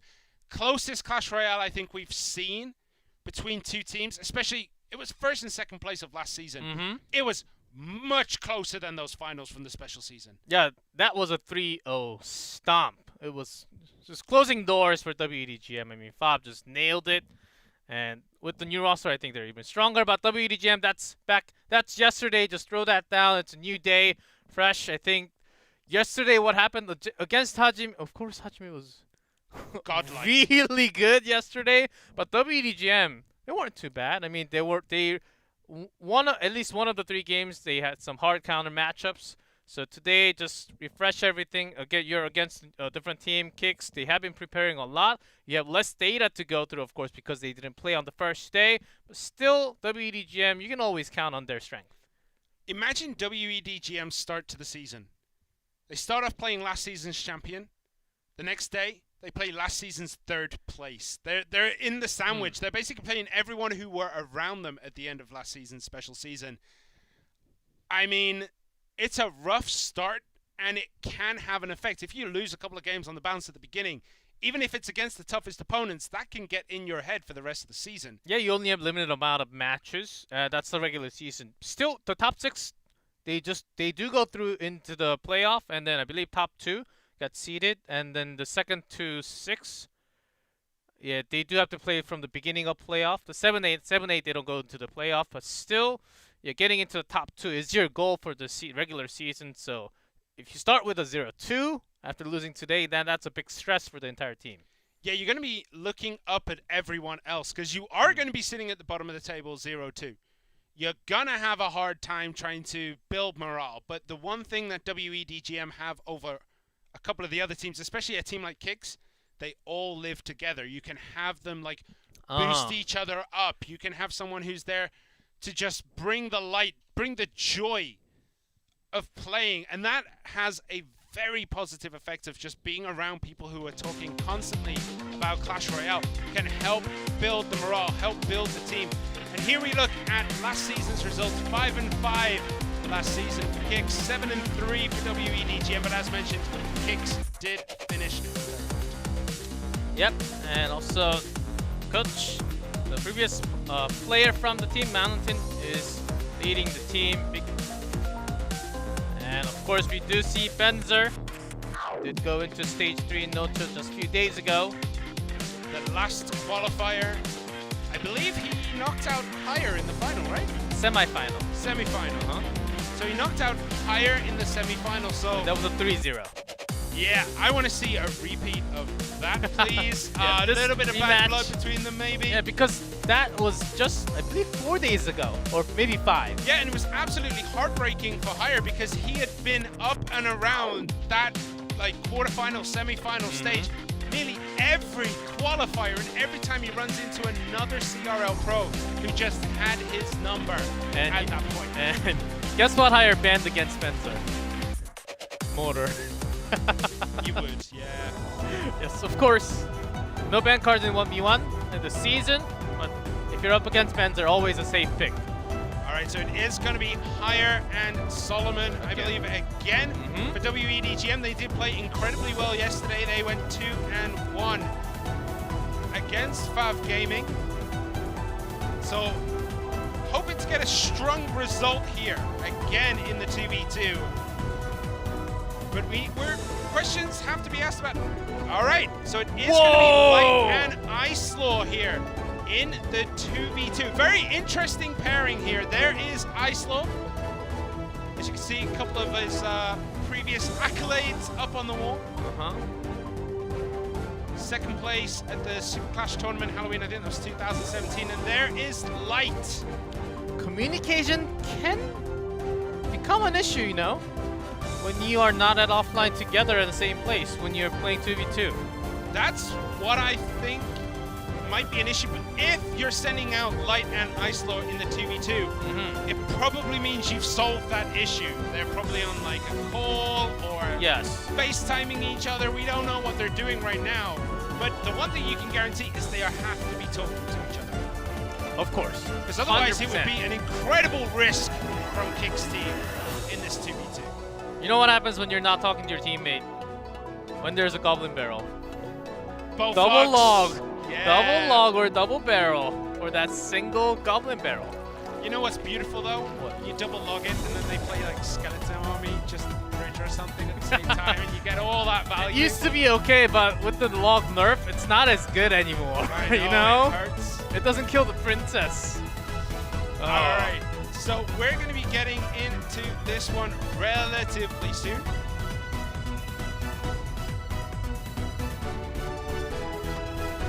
You know, I find it's kind of personal being in someone's bedroom like this. I don't know how I feel about it. Well, we've seen Buzz Lightyear from Expo Master yesterday, and that was the most personal thing I've ever seen on screen. Alright, so it is double NATO bans again. No surprise.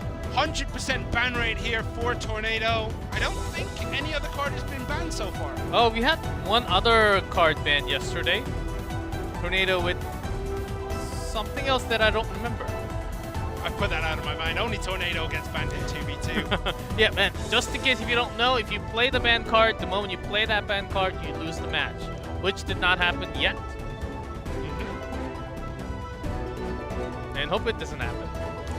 we've seen it before, I believe. I think it Years happened ago. Years, like 2.5 2018. years ago? Yes. Yeah, this is like the very first CRL Asia, where we saw someone play a banned card and everyone was like, whoa, whoa, whoa, we forgot what we do. Yeah, and What then do we do? And then we saw the ban card on 1v1, and then the player ended up losing anyhow, so it didn't really matter. Yeah. All right, so we're gonna get into this one. The unlikely pairing of Light and Icelord going against Hire and Solomon, who already have one win under their belt. And because it's overcam, I guess they don't know quite how to put two people in. Yeah, they can't squeeze the two together. It's gonna look weird, so. Maybe we could just flick it every second and it goes Oh, from one that's to fine. the Yeah, other to the just other. fade in and out. That's also pretty cool. Half faded. Cut it half, like crop it in half and half. Half is Light's And face, half fusion, is... fusion between like Dragon Ball. That's also pretty cool. Oh, Mega Knight drop. We haven't seen that for a while. Dark Prince as well. So Okay. Mega Knight giant skeleton with double prince. Fortunately, that fisherman did pull the giant skeleton away. Didn't get the double jump damage in. This is still a very healthy Mega Knight. Graveyard coming in. This is a very aggressive graveyard. Goblins down. There is a baby dragon there. Heal Spirit as well to heal it back up. Dark Prince does get distracted by the giant skeleton, and only a little bit of damage done. And there's not a lot of elixir left for Kix. Yeah, those goblins are certainly helping. There's that balloon already. W.EDGM, they do want to make this push a little strong. Bomb tower What's is after there. this? Snowball has to come in. Pushes. Beautiful Snowball pushing that balloon into the death damage of that bomb tower. Nicely done. Not even the death damage connecting into it. I mean, Icelord Light, we can clearly tell their spells are totally working with the communication on that 2v2. It's even more impressive that, like, I believe Icelord's, well, obviously Icelord's primary language is French, but he is a very good English speaker. I think Light obviously speaks Egyptian, I think Arabic, and then, you know, he's also an English speaker, so they're not native English speakers communicating to each other, so miscommunication can happen, but this Defensive balloon freeze. is frozen in place, but it's still very healthy coming in. The Ewiz is trying its There's no hardest. tornado! And another threes from W.EDGM. That balloon has 0 HP! And all that freeze, absolutely crucial there. That balloon was getting to the tower with a lot of HP. And it was just too much in the end. And also, what a timing on that freeze from W.EDGM. That balloon could have gone down before that freeze. So the second balloon comes through, the bomb tower again, but Kix, they gotta come back. They took a whole lot of damage from that previous attack. Here is a graveyard. The goblins are there. There is the freeze. Normally you'd expect to see poison, especially with the musketeer in the back. And the goblins still alive after the freeze because there's a poison down along on the ground. A lot of damage coming in, and are we going to get a repeat?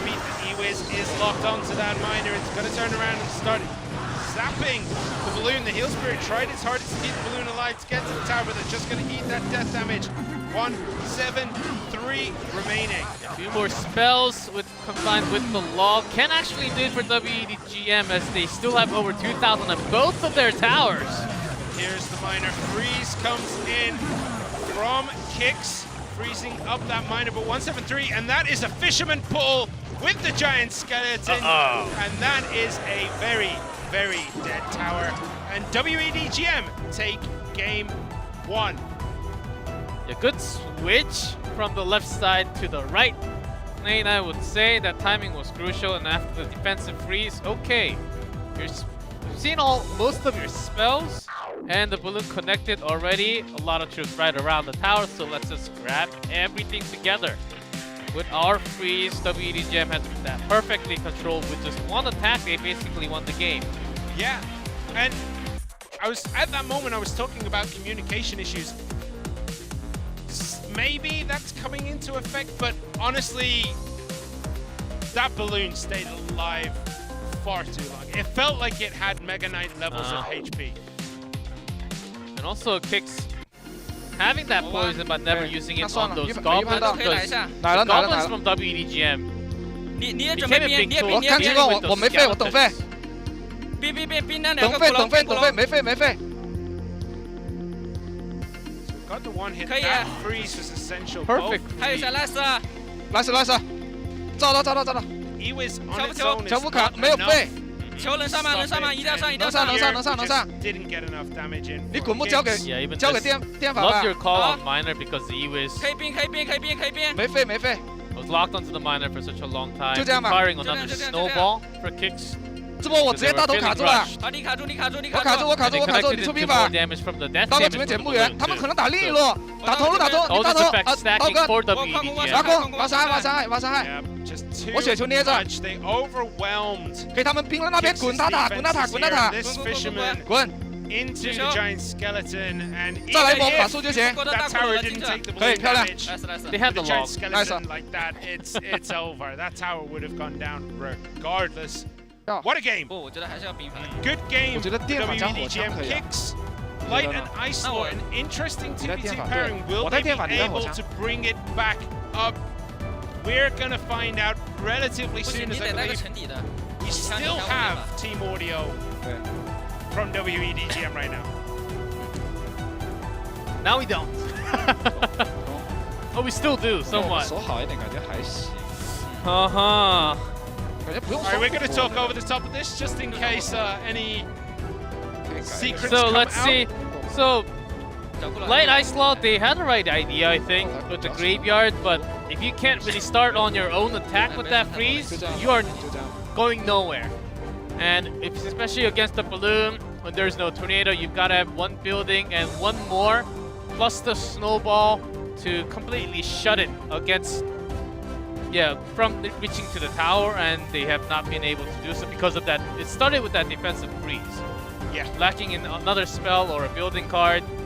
The defensive freeze is always a bad 对 sign. 啊，这把要节奏打好。 Always 这种 bad 节奏好，他们的难法。 Like, if you have a giant skeleton death bomb and they have like 20 elixir coming across your bridge, that defensive freeze to hold everything on top of the bomb. Ah, okay. There are situations where defensive freeze is 要么气 really 球， good. 可能不 But the key point that I'm trying to highlight is that you're supposed to grab the opponent's tower and put it into more damage instead, creating more chances of winning instead of just using one in the panic mode. It felt like that in game 1 from the. 那我先丢桶，我提前丢吧。 All right, so here we go. Game 2 between Kix Team's Light and Ice Law against W.EDGM's Higher and Solomon. Yeah, checking first spells. Yeah. Positive elixir trade for that Goblin Barrel. Yep. All right, feeling each other out. The poison comes down. Are we going to see RG? Are we going to see Balloon? Are we going to see even a graveyard with these giant skeletons?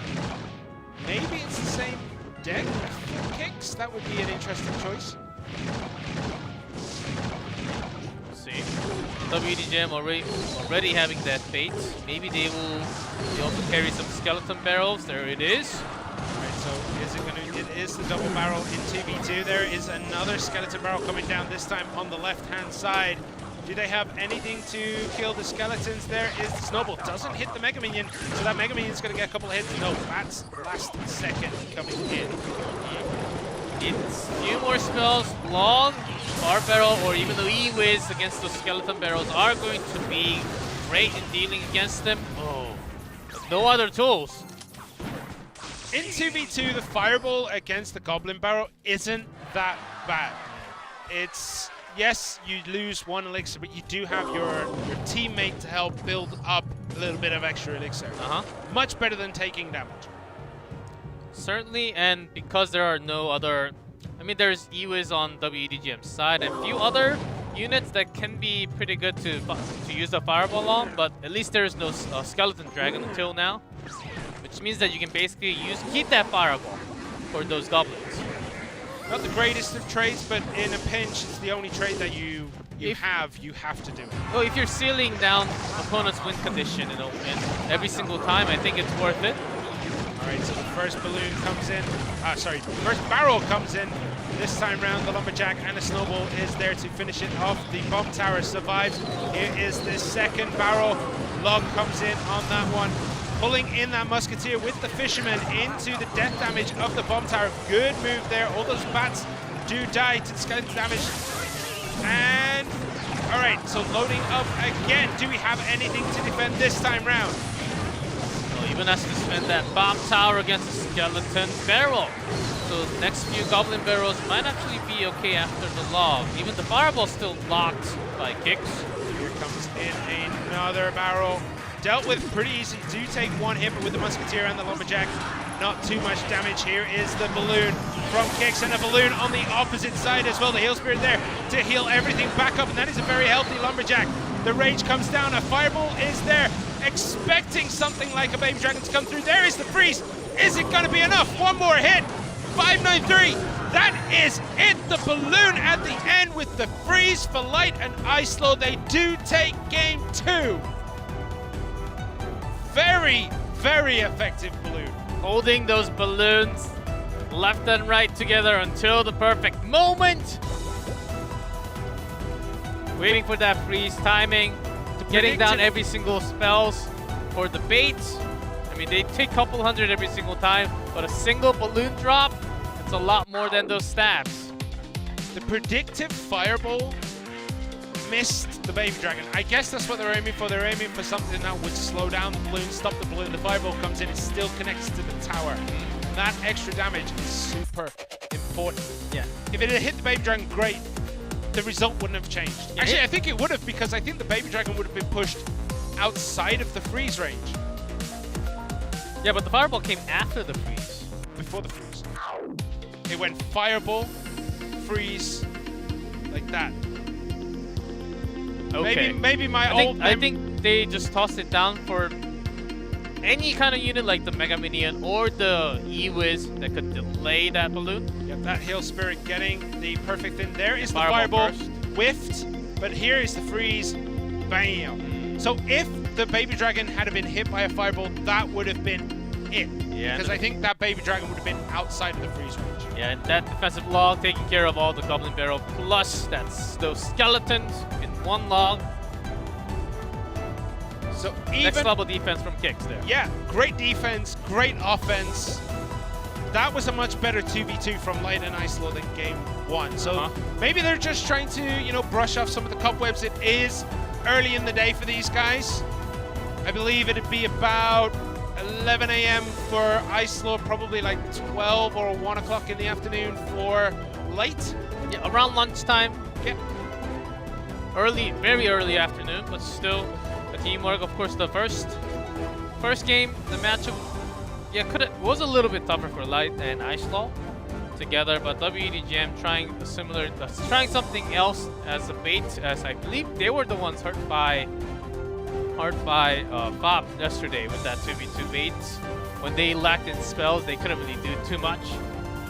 This time Kix had every spell they could to deal with something like that. It's almost like they read a script and went, okay, they're going to bring it, we're going to bring Love, we're going to bring Fireball, we're going to bring Snowball. The only thing missing, I think, was the Barbarian Barrel. That would have been another nice choice to throw Log in and against that. Barbarian Barrel, yeah, not bad. Especially when you're having something like the Graveyard, but with the balloon. In 2v2, sure. In 1v1, if you're running Log Bar Barrel, like, you might need to go see a doctor and get your head checked out. Well, then you bring another spell with it. Log, Bar, Barrel, and Zap. That's the perfect trio. Just in case your opponent has Scar Me, okay? Triple spell. Just spell. But it's the 3 smallest spells that you can get. Throw in an Earthquake and let's have a quadruple spell deck. That's what I'm talking The about. Goblin Barrel, Skeleton Barrel, Scar Me. Those 3, you need 3 spells. My head is shaking so hard right now, I think it's going to fall off. Okay, game 3 between Kix Team and W.EDGM will soon be upon us. Will Light and Ice Law be able to start their 2v2 pairing with that W, or will Hire and Solomon keep their perfect win record so far this season? We're going to have to wait and see, because I believe a timeout was called, but here we go. I think we're ready. Bar Barrel straight off the gate. Goblin Barrel straight off the gate. Skeleton Barrel straight off the gate. E-Bar left and right. Split Rage Clown. Clown. Oh! Not This bad. is the Goblin start. He was there as well. Needs something else. A very unconventional, yet super effective defense Yes. against that push. Heals the E-Wiz back up, but there's that Mega Knight. Giant Skeleton, obviously, one of the most effective defensive tools in 2v2 is that Giant Skeleton, because no matter where he dies, he always makes an impact. Like activating the King Tower too. It also forces your opponent to be very careful if they're carrying Fishermen. Yes. Because if they're carrying Fishermen and you have a Giant Skeleton at the bridge, You gotta fun think times. before you put the Fisherman down. Think twice. a couple of hits here, the Skeletons and the Mega Minion, not the greatest of defenses against the Goblin Barrel. Very similar in terms of the baits that we see from W.EDGM. This time carrying the Mega Knight as the big body for Solomon. Still might be the same for Ice Law and Light. You see the same bomb tower. Spirit there doesn't get every single one of them. We don't see a log either though so far. There's a snowball again, but no log. Fisherman E-Wiz interaction is still absolutely hilarious. There is the log. Waiting for a fireball. Fireball this time, more damage coming through for W.EDGM. 1274 in it. Oh, An RG push this time. the RG actually manages to get in front of the Giant Skeleton, but it's on an express train to the front of that tower as the Giant Skeleton in the back manages to push it all the way up front. There still goes in through, puts in chunks of damage, going down to 1700. But still W.EDGM in a big lead, about 500 plus, as they can get all those baits. Kix are playing from behind at this point. Snowball comes in. Nice defense this time around. How are they going to defend the Skeleton Barrel that comes through? Nice defense here. Did take a little bit of damage, but the RG is up front, and there is a bomb tower there to ruin that day. Lightning. There is a lightning. Another hit comes through on the RG. Another Goblin Barrel coming through down the back. Logged away. E-Wiz to just try and stop everything from coming through, and that's a lot of Skeletons snowballed away. The defense is just on point right now, but they still take a little bit of damage each time. Few steps did come through, and the death damage from the Skeleton Barrel is chipping in. This one locked, and the time is gone. Overtime, power's gone at the same time. It is going to be W.EDGM taking that game number 3. Too many things, drawing out those spells, and Kix, they couldn't really line up their own attack. They had one attack or two with that RG. It was very much a battle of attrition. Like the barrels just kept coming and coming and coming, and they were trying to spell them down. The logs were there, the snowballs were there, but they're carrying a poison and a lightning, which if that poison had been the fireball, it would have been a different story. They'd have had another tool to deal with it, but you don't want a poison on your own tower to stop a Goblin Barrel. Very, very close. They tried to do what they could. They lasted a lot longer than I thought they would have in this matchup, but W.EDGM do take the victory here. And let's hear their voices in the middle of the game. And there were a few Goblin from the barrel getting some stab. Log coming down just a split second late. And because that bomb tower has to be used against lots of Skeleton Barrels, it couldn't really get the drag as much. And the death damage still stacks about 100 every time. Still trying to defend massively, but this is just too much, even for them.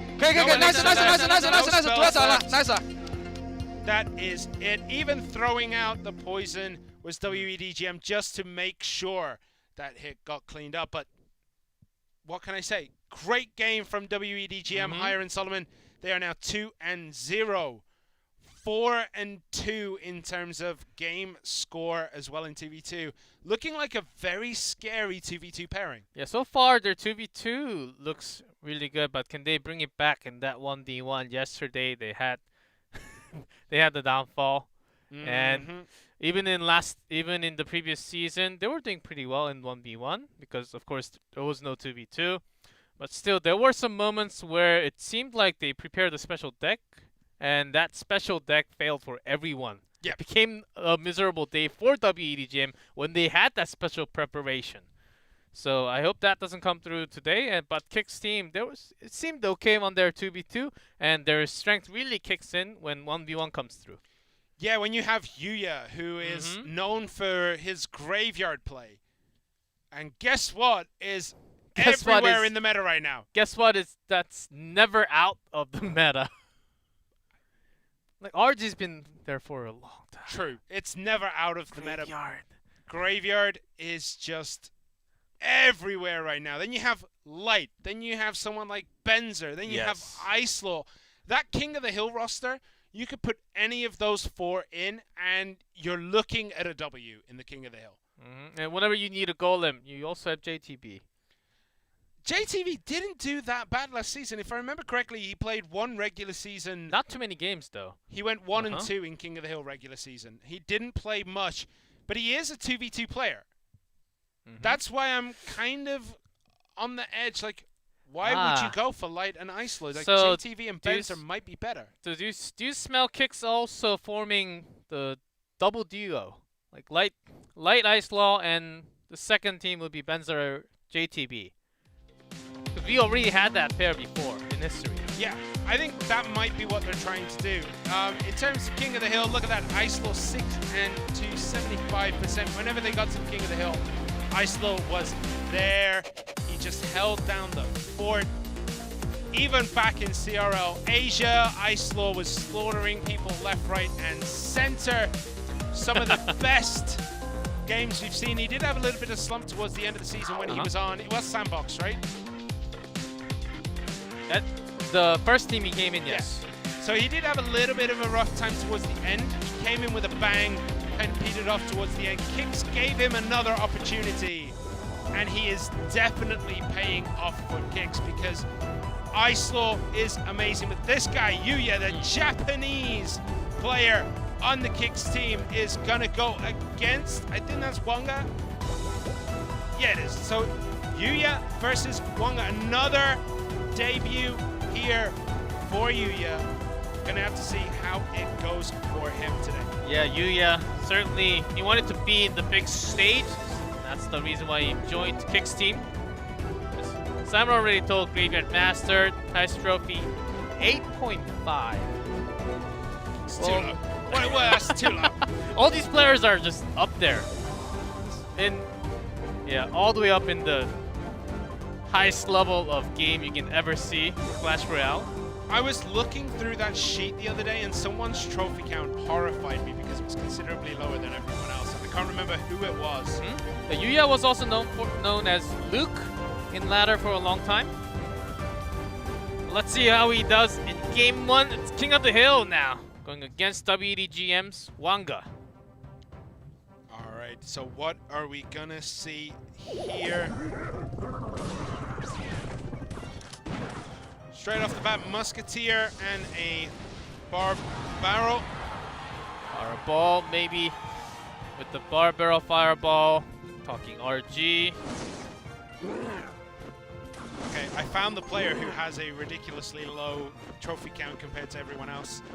Islaw, highest trophy count, 6,344. He's hiding his second account somewhere. Okay, both just kind of feeling each other out. What are you feeling, G-Clef? RG from RG? Yuya, yeah, RG from Yuya, and maybe not RG. Graveyard likely from Wanga with the Barb Hut now.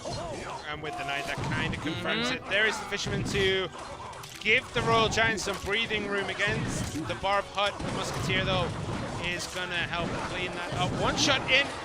That's nothing. That's still pretty good. That fireball value right there. 4 Barbarians and a Musketeer.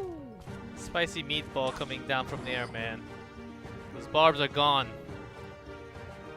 Saying that, Wonga does have about a half elixir lead when it comes to the elixir right now. Yeah, but he did take about 200 more damage, so should be okay when we go into this double elixir time soon enough. Different pros have different opinions about how much damage you can actually take before we go into double elixir time, like if you're having the golem deck or the graveyard deck. less than 1,000. A lot of them says it's pretty much ideal. I mean, with a golem deck, you can play around with that HP. You can go all the way down to like 500-600 and still come out of 3 crown someone. So, okay, there is the first graveyard of the match for Wonga.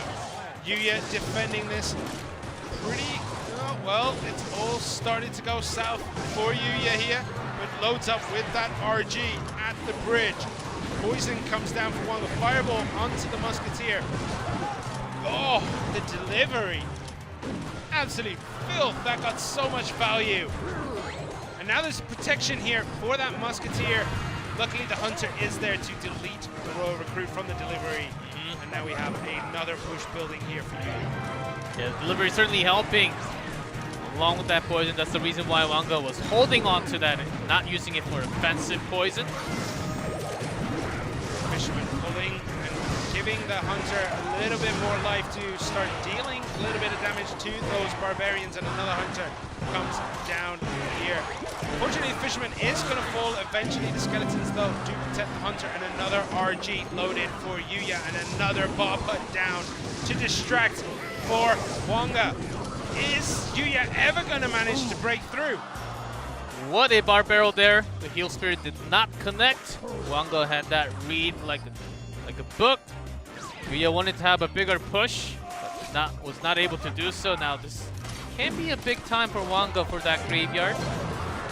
RG coming down. That's going to kind of slow down that graveyard thought process as you have to drop down another Barbarian Hut here. Heal Spirit coming in, healing it back up. Is it going to get another shot? No. Shut down right at the point of firing was that RG, and Yuya is kind of struggling here to break through the defenses of Wonga. Another RG comes down. Expect to see another Barb Hut as well. No spell really to start chipping this down. No poison. There's a Heal Spirit to give it another heal. The Royal Delivery didn't get as much value as it has before, and that RG is a little bit healthy, but again, shut down before he can get any damage done to these towers. Wonga's still having over 2,000 in both towers. Yuya's got to push a little bit more. He's going to pressure onto the left again, splitting those Skeleton Dragons, making sure those Barbarians are gone. Wonga has no time, no real, a lot of pressure on the left. Opportunity. That RG just got a big heal, and now it is coming back up. 15-18. Yuya finally takes a lead, but instantly Wonga's like, all right, you took a lead, I'm going to drop another graveyard and a poison. Hunter at the back, though, is making it difficult for those Skeletons to get any damage done. The Royal Giant, again, played at the bridge. No dice this time, but he has the advantage. Fireball onto the tower. It's time for spell damage. 6 seconds, 5 seconds. Is it going to be enough?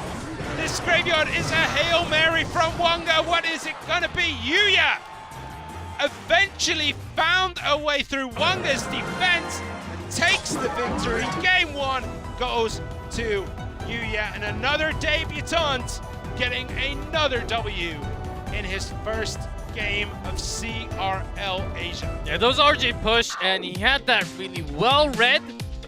Could have been off the cycle when Wonga suddenly changed his graveyard on the left bottom, but Yuya was ready ahead of time. I mean, that felt like he was just laying down on a couch and just eating popcorn at the same time. That seemed a little too easy in his defense. For who? For Yuya. For Wonga, more like it. Wonga's defense was strong for so long that I think he might have fell asleep halfway through. And that's what caused this break to happen. But Yuya's like just engineering this perfectly when he does finally get through. Look at the defense for Wonga. It's a minute into, it's like 5 seconds into overtime. No damage has been really done to the towers. Wonga is all over this. And then I think it's here where it eventually breaks. Yeah, because of that double Fisherman on the right, it was a lot more pressure for Wonga too. Fireball instantly eating those. That Heal Spirit. Don't even know what it jumped into, but it jumped into something and finally got damage done. 15-18. He got another shot in. And that's all it takes. One set of Royal Giant hits is all Yuya needed to take the victory when it came down to that sudden death. And now we get higher. Yeah, those heal spirit timing. Yuya was tossing it down early and changing its timing, sometimes early, sometimes late, making sure it's not easily being read by those barb barrels. And Wanga was having a tough time reading that exact timing. Sometimes successful, sometimes not. That's why Yuya was able to come on top. That heal spirit, man, right now. That's one card that might get some nerf next month. I'm feeling it. Nah, it's fine. It's perfectly healthy. It's a good card. It's very skill heavy card, I would say. Still, the amount of heal it provides for one. If you can't detect the sarcasm coming through right now, then yeah, we'll see how it goes. We're gonna get into game 2 of this King of the Hill. Higher against Yuya. Higher has been on absolute fire recently, but always seems to fall short of getting the qualification he needed into no tilt. Lost yesterday to Hajime in the King of the Hill, and then ended up losing to Expo Master in the 1v1. Is it getting into his head? We're gonna have to find out how strong is that mental state when it comes to Clash Royale. I mean, Higher does have his favorite Royal Hogs, as we have seen a couple of times yesterday. And sometimes okay, but when you're against the bomb tower, you're doomed. Are we ever going to get to see Peas this season? I can't think of a way that he could make it in, but... We've seen Golem already. Once. Yeah, Peas is probably sitting there like, you only played it once? What is this? Alright, so we're going to be shortly getting into this one. Yuya, second game in Clash Royale League East. I said Asia earlier for some reason, but it's Clash Royale League East. Yeah, it's just like when I say Rad, it's automatic pair with Yakitori. It's been years, man. It has, it's just it has. engraved in our brain, just like that. Alright, what do you think? Do you think Yuya's going to be able to take out Higher? He's already taken out Wanga. I would like to see Yuya's own graveyard. It has been built up for us. But only an RG. Game 1. And it wasn't game even 2. It wasn't even that great of an RG performance. It just Wanga's defense cracked once, and Yuya got that opening. Will he be able to crack open Higher's defense the same way? Find one vulnerability and go for it. We're gonna find out as Kix Yuya takes on W.EDGM's Higher.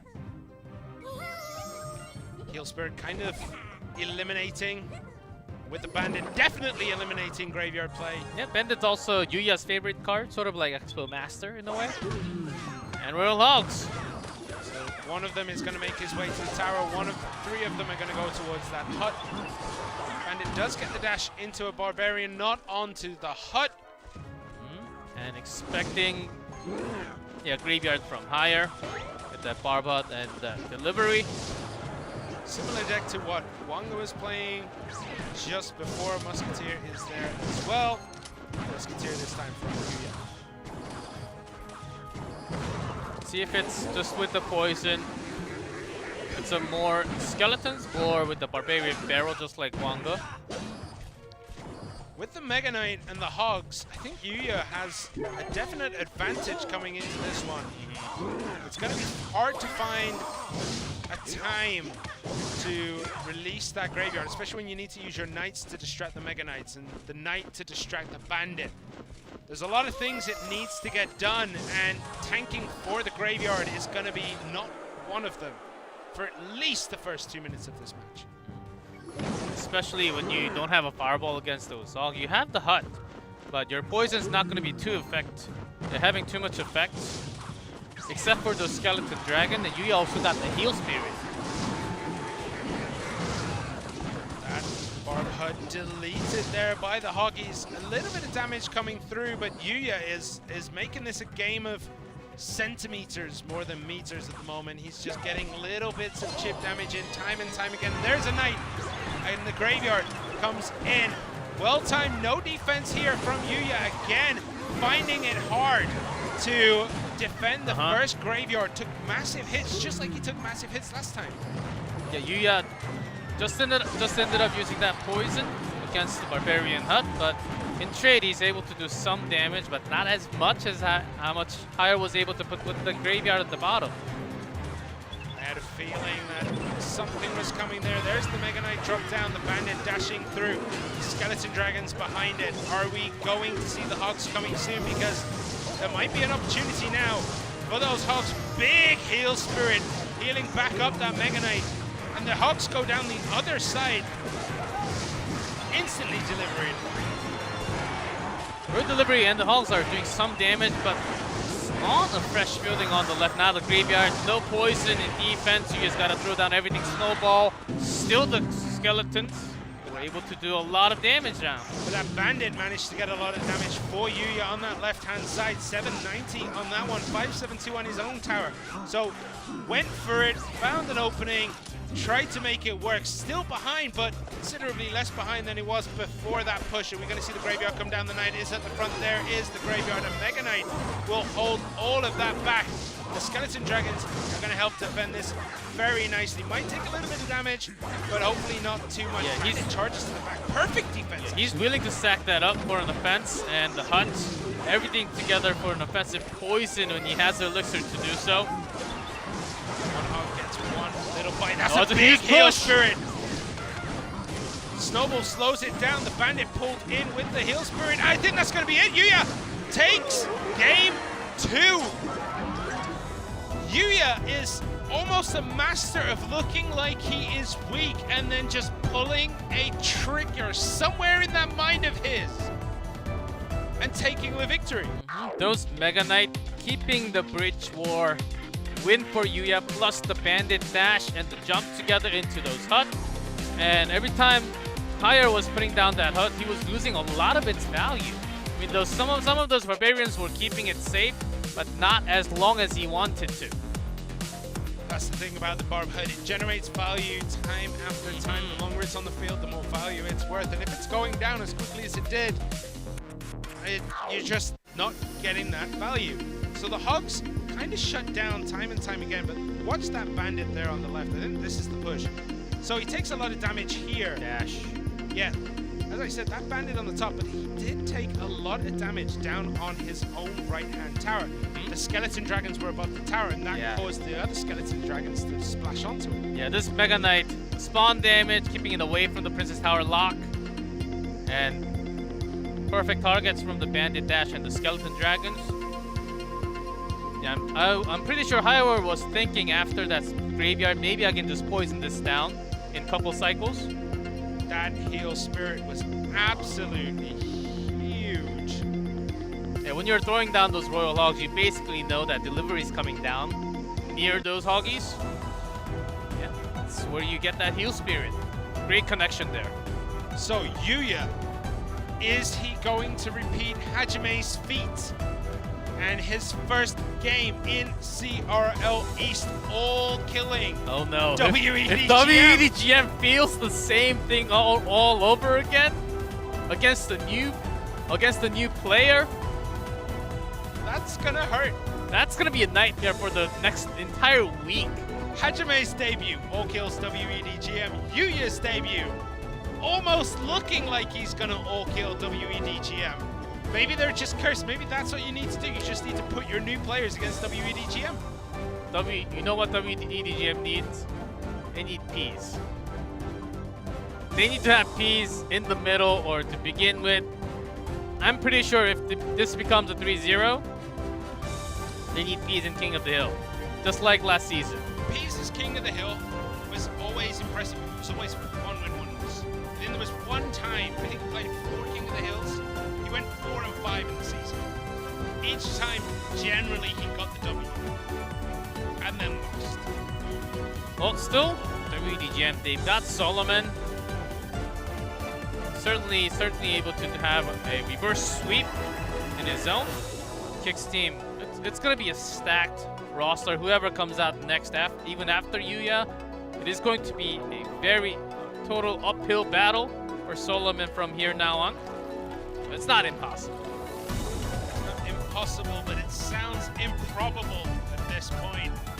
Yuya on game 3 now. Is he going to be able to complete that clean sweep?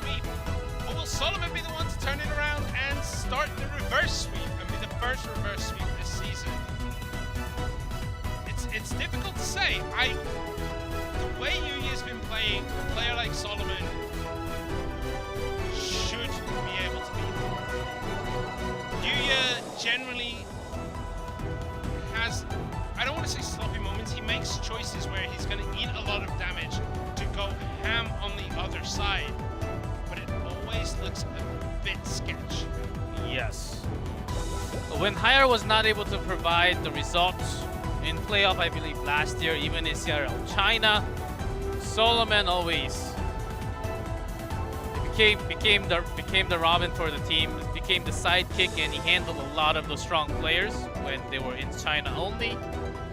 If he's able to do that again, that will be the big moment where they literally EDGM, putting them with a win after the 2v2. And even if they grab the match win, if they keep on losing in King of the Hill like this, it can lead them into a slump. Yeah, I said at the beginning of today, they played the first place team of last season, then they played the third place team of last season. And it's looking like the same result. They won the 2v2. A new player to CRL East takes an all kill. And then the 1v1, we're gonna have to wait and see.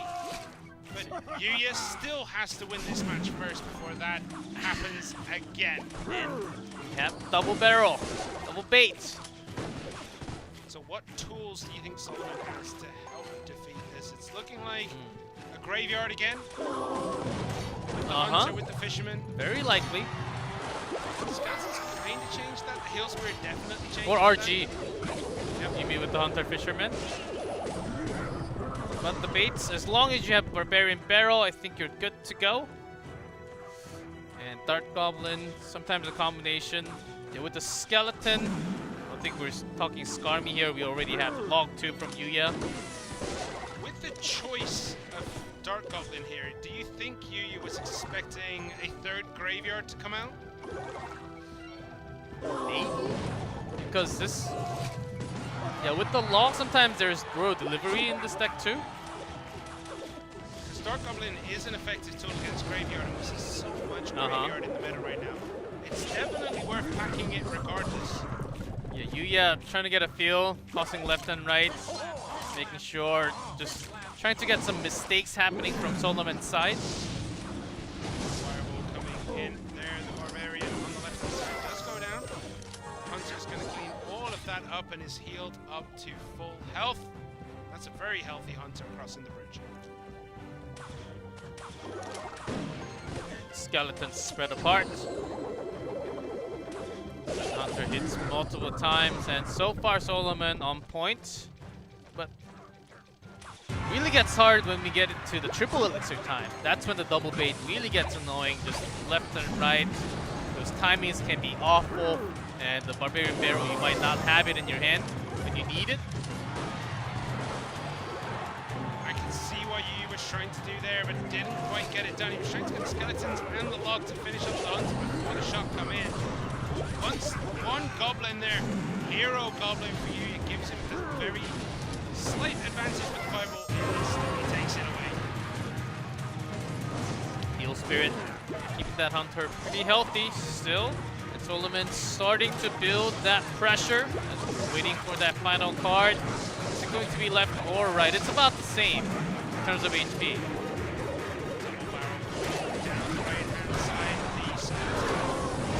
Barrow is going to get a couple of hits in here. There's a Fireball to help clean up the Hunter, and now takes an advantage. Yuya again with the absorbing pressure, just building up, and then just releasing in one push, taking lead. It's not a big lead right now, it's only 26, but it's a lead nonetheless. Plenty of elixir for Solomon to throw down that bar barrel. Yeah, Solomon wants to have one big push with that RG to do massive damage to the tower, but double that Knight, take one away from the Fisherman, but still was able to put some chunks of damage at the bottom, while Yuya's Goblin Barrel is doing nothing. Here comes another RG going for the kill switch on that left-hand side. Trying to get stuff done. The Dark Goblin fireballed away with that RG. Gets one shot in. 9-9-4 remaining. Yuya is on the back foot. And Solomon could be on the verge of taking this and starting the reverse sweep for W.EDGM. Close to the final minute, triple elixir time kicking in hot. Yeah, can be waiting for this time. Those fireballs right before the heal spirit, nicely done. That's a lot there to try and stop this. Dark Goblin's there as well, taking things down. 18-14, still pretty healthy tower. Fireball again doesn't finish the job. Dark Goblin does go down, but Lug is going to help take out the Hunter.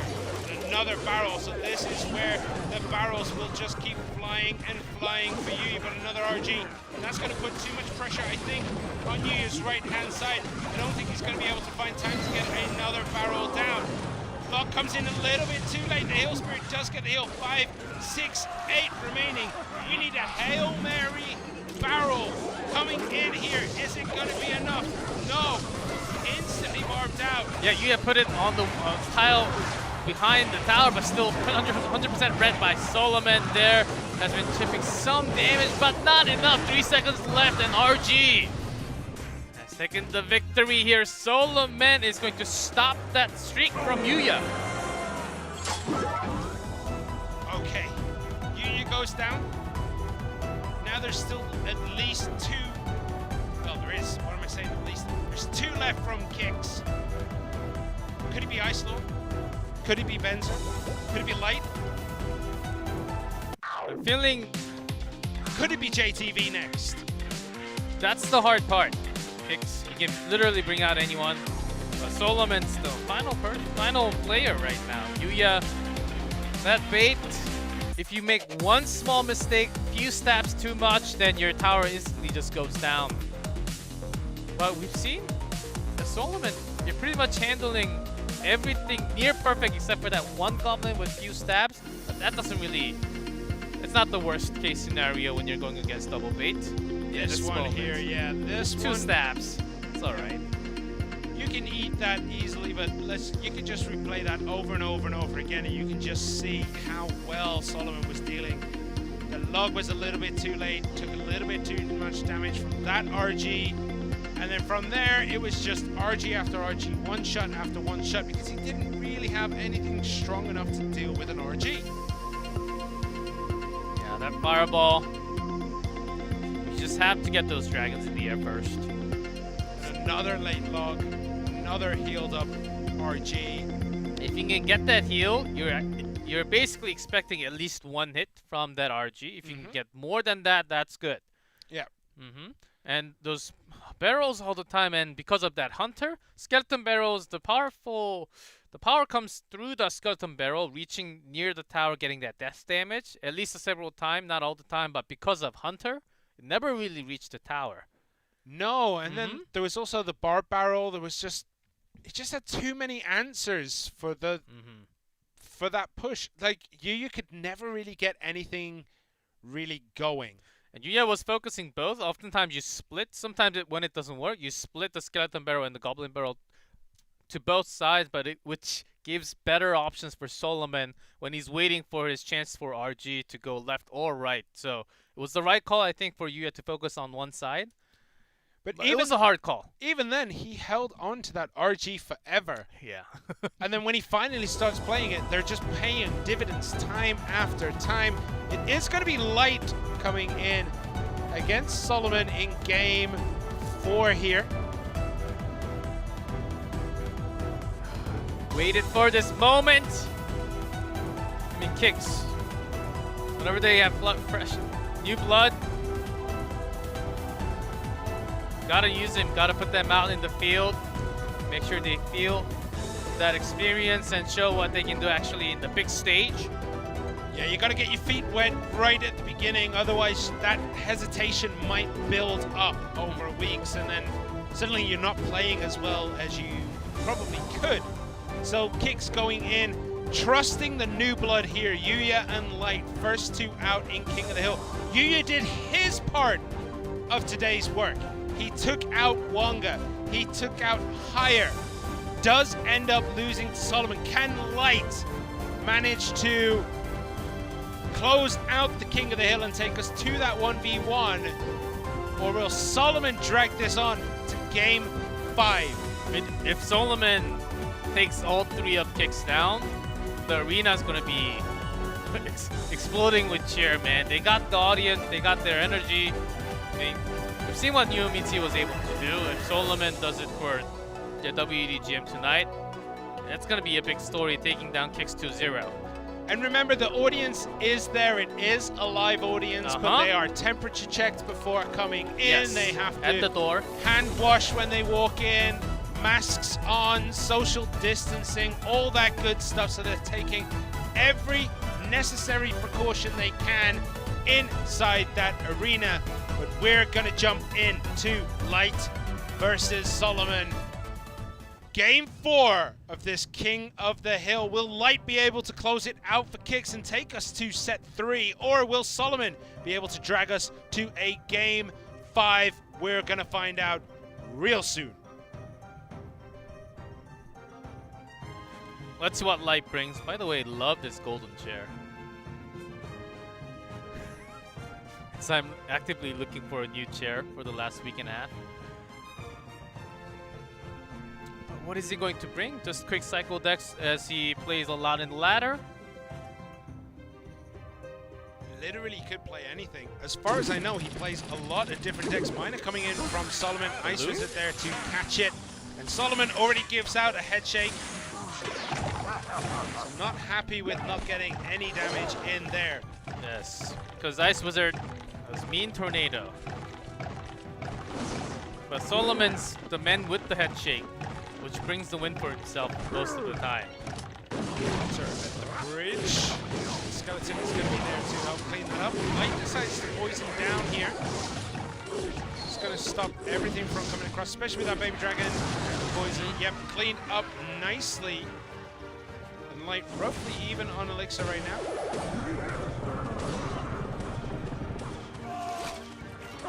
So looking like graveyard from Light. Yes, totally. At the Knight, looking for some more splash with the Ice Wizard and Baby Dragon. Solomon looking for that perfect timing, and we're expecting the balloon to come down. Gotta find an opportunity to drop it down though. Like Light is playing pretty well defensively here. Miner coming into the crown tower, but Tornado brings it all the way back across. That is cleaned up very, very nicely, and that bar barrel managing to catch the hunter as well. That was just beautiful to see. Perfect timing on that bar barrel. Nailed that hunter down perfectly. Now double elixir time. Want to chip some poison before he actually has a massive advantage in elixir, so he can throw down that graveyard. So Ice Wizard here just slowing down the giant skeleton. The fisherman pulling over the Knight. Makes it walk back even further, and that's going to make him kind of get stuck in the middle of no man's land. And here is a balloon from Solomon. Is it going to be able to get a connection? It's not distracted by the bomb tower. The tornado is in hand though. But I don't think it took the damage from the bomb tower at all. That drag was there, but not in time. But the slow is enough for a single drop of the balloon with the help of an Ice Wizard and the Baby Dragon there. That's a very late graveyard, I feel. I think it's still connected onto the Baby Dragon, so that's fine. A little bit of damage coming through. There's poison onto everything at that front. Nice poison value here, but Light has a lot of work to do. He is down about 800 HP. This balloon is coming in hot right now. Yeah, so the bomb tower this time. A lot more towards it. That snowball. Wanted to get that drop a little bit further. Tornado activating the King Tower. That's going to help Light just a little bit, taking the balloon down. Yeah, at this point, though, it might be a little bit too... It's a little too late too little too late, because, you know, it's going to help, but it would have helped a couple of turns ago, and that last balloon should have been done the same, but I think there's a giant skeleton in the way to stop the tornado from pulling it in. There we go. Nice onto the death damage of the bomb tower, cleaning both of that up. 1080 remains on Light's bottom tower. Time a little better with that poison. Oh, the skeletons actually were pretty good for Light there, and still still good. 10-17 remaining. Takes the lead in the last 40 seconds of this game. A little bit of luck on that graveyard. Yeah, definitely helping him good out. catch on the miner. Did not get any damage with that nice defense. Nicely done by Light, but he's got to keep on doing this with this next graveyard coming. 25 seconds left into overtime. Balloon is coming through. Tornado to pull it back, but another balloon into the maws of two baby dragons. Can he catch it? No, he doesn't catch that miner, and that miner's getting 10 seconds. a decent amount of damage. It's coming down to this. A poison needs to come in for Light now. And the delivery does come. Skeleton's connecting damage. The snowball on the other side, but a lot more chipping for Light, and there we go. He's gonna take down Solomon, and it's gonna be a win in set for Kix Team. And we are going to that 1v1 set 3, ladies and gentlemen. That was close.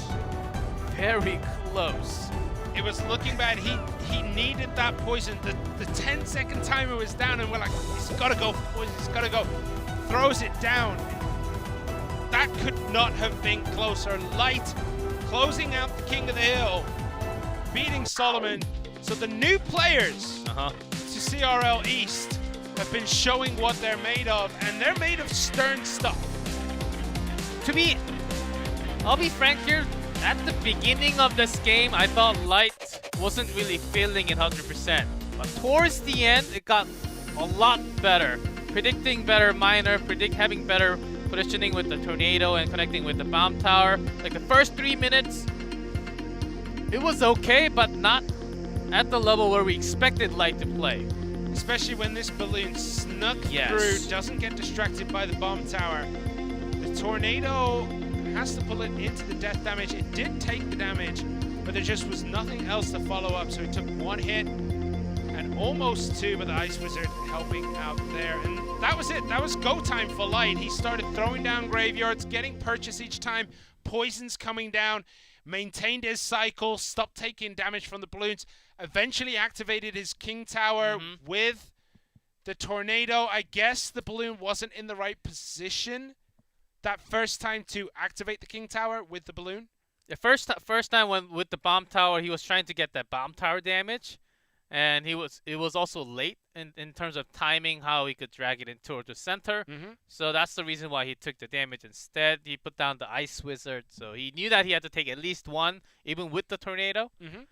So that was give and take, but Light, you're just reaching for the final stretch, and he was able to get it. So that's not too bad. And you were mentioning one of those graveyards that seemed like a little too late in timing, as Knight already had like 30% HP when the graveyard was spawning. Yeah, and that first graveyard didn't really get much accomplished, but after that he found the timing to get them right again. Maybe it's first time 1v1 nerfs for CR, because he did play pretty well in the 2v2, but then you have someone like Icelaw who basically is a rock. And then I would say the changes that he did in the middle of the game were those bomb tower positions. It went from literally from center, a little towards the right, and then towards the river, which allowed no damage from the balloon death damage. You can also drag it towards the middle, towards the center to activate the King Tower. So better decision making and quick fixes, I think, led into the victory for Light this time. Okay, so we're going down to the 1v1. If you're Kix, you put Icelaw, right? Or would you trust one of these newer players? Icelaw is a good shout because he just played 2v2 and he's in that chair. Or I would say Benzer is also 1v1 spot for the new player. I don't think it's time yet. It's only their first match. True. Solomon would be a good shout. 4-1, 80% win rate. Other people, I would say higher Solomon, right? He's would be good, 2-1. Higher, 9-5, but higher's been a bit shaky. I think he's lost a little bit of confidence. But I think there's a reason why we don't see P's for even in match 1 and 2. Well, who knows? All right, so they are going for the rookie. Kix Team send out Light for the 1v1. I think this is a good shout. Light, 2v2. Certainly not bad. 1v1. Certainly not bad, and he just played the game, so he's warmed up already. True, and it is peace. Let's see some golems. Okay, somewhere out there, Maluntin has put in Light into his fantasy team. And that is why we're getting to see Light 3 times in a row. I mean, Coach's as a advantage coach, right you have there. to trust the entire team. I think you really look for the matchup. But this matchup, I don't think many expected this matchup to happen tonight. Light versus P. P's, I was expecting Ice Law, Benzer, Heist, two cents players from Kix. Hire Solomon, one of the two from W.EDGM. Yeah, both teams going out of ordinary, I would say. Both teams psyching each other out because I am 90% sure Kix were like, okay, it's going to be Hire or Solomon Yes. in this slot. W.EDGM were like, okay, it's going to be Ice Law, right? Or Benzer. We're going to prep Peas. And both teams kind of went around each other, and we get the matchup between Light and Peas. Let me just double check something. I just want to quickly check. Yeah, they wanted to twist and have a matchup better for themselves, and then if both teams are doing this similar type of strategy for the active roster for 1v1 set 3, we end up with a matchup like this, which is great. I'm not saying anything's bad, but unexpected, I would say, from a lot of fans. Okay, as far as I'm aware, this is the youngest player in CRL East versus the oldest player in CRL East. Light is just turned 16. Peas is a little bit younger than I am. Light is... Yeah, Peas he's is 1989. so 15 years ahead. Wow. Big age difference, big maturity difference. Maybe not, because Light has already proved that he is an absolute monster. So, going to be interesting to see how this goes through. So the Musketeer, the Fisherman, maybe another RG, or even with just the Musketeer, Royal Hogs with the Mega Knights. Mega Knight could be definitely the Royal Hogs. Definitely feels like it. And it seems Graveyard for Peas with the Musketeer, Baby Dragon, and the Knight. Barb Hood almost certainly so, and he is incredibly good at playing these much slower, heavier decks. There are the Hoggies. 3-1 off to the hut, and Peas just waited for that tornado opportunity. Pretty good activating the tower against this, but this Mega Knight and the 2 Skeleton Dragons, and Peas has no elixir left. That tower might just go down. That was exactly what I was thinking. The tornado seemed okay, but the push from the right was way too big. Well, I mean, you activated your tower, King Tower, but... I mean, it would have been activated anyway yes. now. Well, definitely something Peas didn't think was going to happen. Not sure what he thought was going to happen there, but doesn't matter. Light now has a very commanding lead. One tower is down on Peas' side, and no damage has come in on Light's towers. Mega Knight played pretty far back, gets the jump in, closes that down. He's going to get another jump onto the Barb Hood here. Going to straight pocket Royal Logs after the jump. The Light has a lot more opportunity with those Royal Logs now. On the other hand, if you are Light, maybe you just go defensive. You don't need to play the Hogs anymore. That too? You could just defend. Only 30 more seconds. Both of the tower 100% HP. There is no need for Light to try and push a 2-tower situation when he can just push with this. Only when you're way ahead in Elixir and you're basically throwing... Unless you're leaking that much, I don't think you need to really throw down the Royal Logs. Well, with 10 seconds left, I think you can just leak for the rest of the game. Perfect game. Much to do, yeah. That is a flawless game from Light. Peas made a pretty big mistake early on, and Light takes game 1. Very interesting from Peas. Very interesting. Oh, wow. Well, I can't really... That tornado... He knew that when he was trying to use that tornado, he barely had the elixir to use it. So he was waiting for that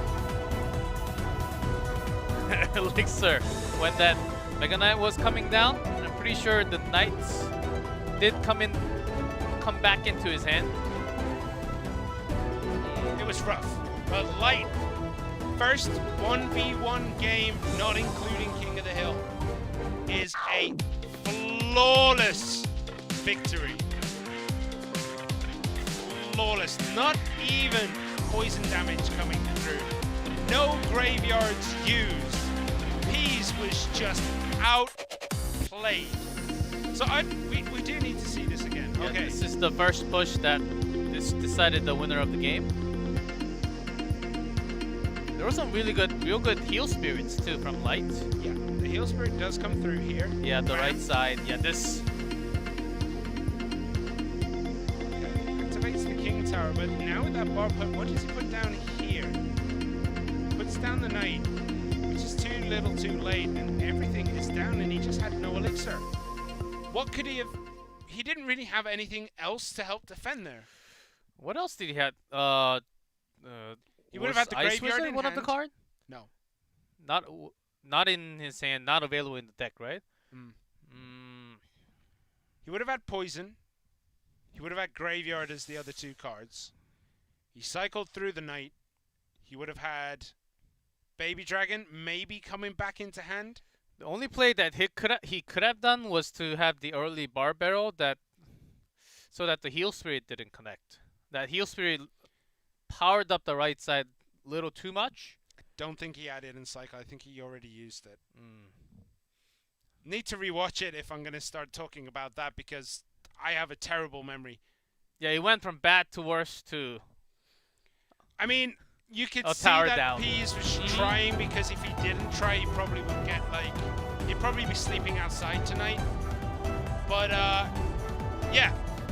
Peas against Light, game 2, coming up soon. Will Peas be able to bring this back for W.EDGM and give them their first victory this season? Or will Light close it out and give Kix a perfect start to the season at 1-0?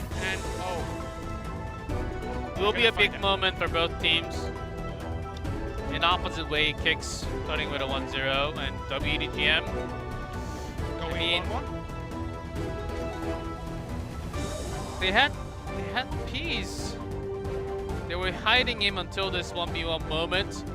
And if Light brings him down to 0, I think W.EDGM really needs to think about their active roster for the day. King of the Hill and also 1v1. And it will be a huge moment for the entire Kix team and especially Light. What he can do on stage in day 1. As those Royal Logs certainly worked really well to begin with. Did indeed, and Peas couldn't get one graveyard down last time. Will he bring graveyard a second time, or will he go back to his comfort decks, which is the Golem? He is considered the best Golem player in China. His Golem play is absolutely amazing. I gotta give him that. All right, so Light just cycling through some cards at the beginning here. All right, so he is going to be playing Bait. Fireball comes in. He's just gonna take it? I don't think he's got much choice because he's waiting for that to come in, and no log either. Peas. Ooh, no spells to begin, only Fireball. Yeah, Peas, please. Got this. All right, Light.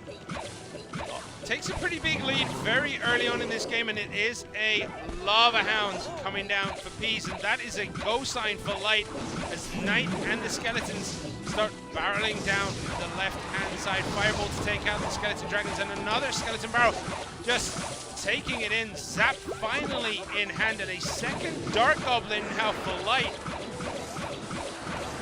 Oof, 400 more on that top right. 100 damage each. Really? 3 shots? Wow. Peas is not happy about And now this. he's leaking elixir. And Light rubbing it in. Because Peas knows the moment he puts down that lava, yeah, Light's gonna do anything he wants to on the left and right. Light is in Peas' head. I hope Peas is charging rent, because Light has this in the bag already by the look of it, and the emotes coming out is just next level play right there. all right. There's the lava hound, and it is. You said it would be go time. There's the barrel first. The golden barrel comes down. Nothing to stop that. Couple of stabs. Everything going down on that left-hand side, and Barbarians coming out for Peas. And an Inferno Tower. It just goes from bad to worse for Peas in this game. Oh no. Of course, you do see that Inferno Tower paired up with lots of even Princess in the deck, and the balloon dragged by the tower immediately. The cycle from Light is incredibly cheap. It's near about 3. Elixir in average there, so Light just going left, right, dragging everything that he wants to bring that Lava Hound down with that Inferno, dragging the balloon down. Peas can't really control the tempo in this game. I'm speechless right now, but this balloon might have a chance. Nope, Inferno Tower comes down. Light still has to finish it. It's 391, and he does have Fireball, but Fireball no longer does 200 damage, so this needs to get hit. With those stabs, I think with the long Fireball, that's it. Kix! They grab their first match win, and they come out with a victory with Light in set 3, which was somewhat unexpected, but they grab it. Light played Peas like an absolute fiddle there. Almost too easy. That was his debut. And he does that. He closes out the game against Solomon. Then he goes and 2-0s Peas.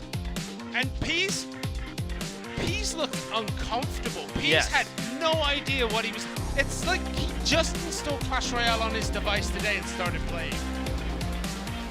Not that far, but the matchup was insanely countered by what Light was preparing. But I don't think W.EDGM had too much info on what Light likes to play. Incredibly cheap cycle decks are his favorites. And Peas on the opposite hand, bringing this heavy of a tool. And sometimes you give up one side, you take some damage, somewhat trade about even or maybe better with these heavy decks. But when there's that Inferno Tower, he just had nothing. Yeah, he looked like a lost man after a minute. You know what it is, G-Clef? What? Building up from last season.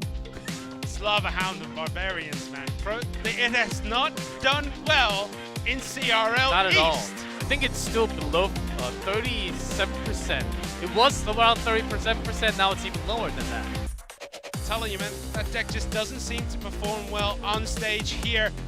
But that does that. Light very deservedly takes the MVP, and we will be back after a very short break.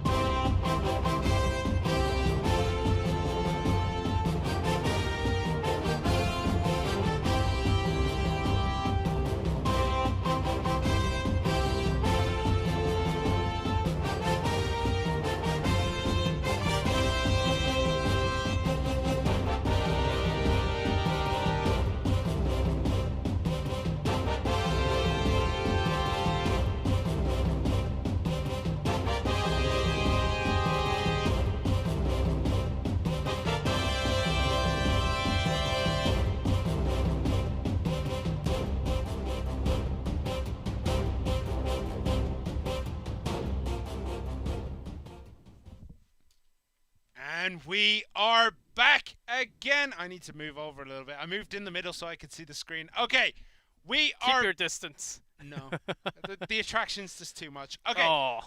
we're back. We've seen some incredible plays by new players so far this tournament. We've had Hajime all kill W.EDGM. Then we had Yuya basically get 2 wins and then Light finish it off. Then we saw Light make Peas look like someone who just installed the game. I mean... That's spicy, man. Oh, and that was those just words. Kix W.EDGM. Then you had Ponos and TTG.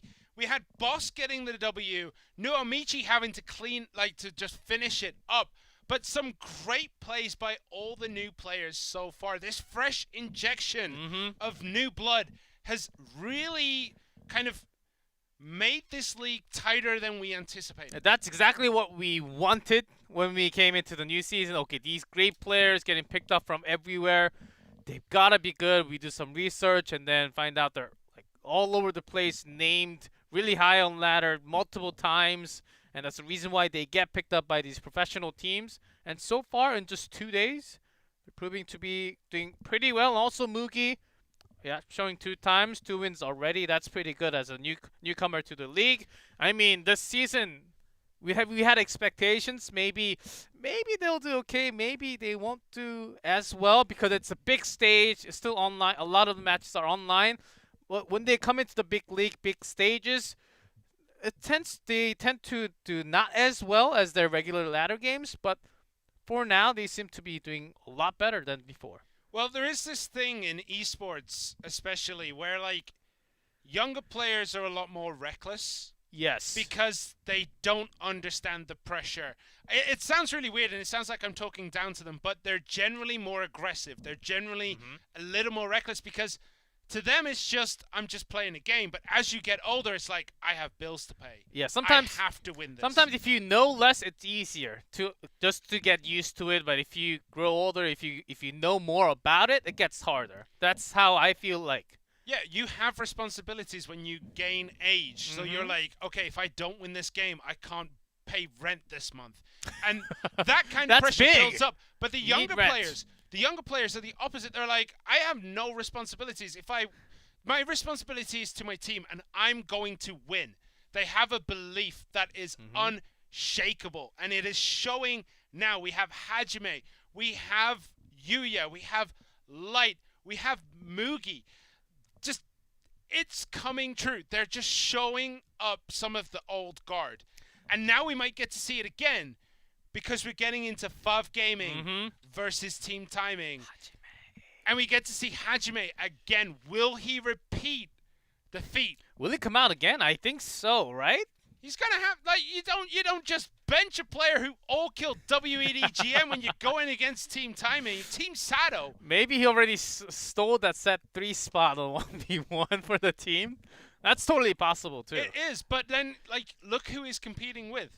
Jack and Expo Master. Like, Jack yesterday probably felt left out.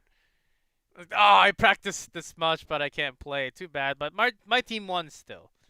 That's how he felt. I think he was like, why didn't you put me in first? We knew Hajime was going to all kill everyone, and we knew Expo Master was going to close it off. We didn't even think we'd need Expo Master because I thought we were going to win the 2v2.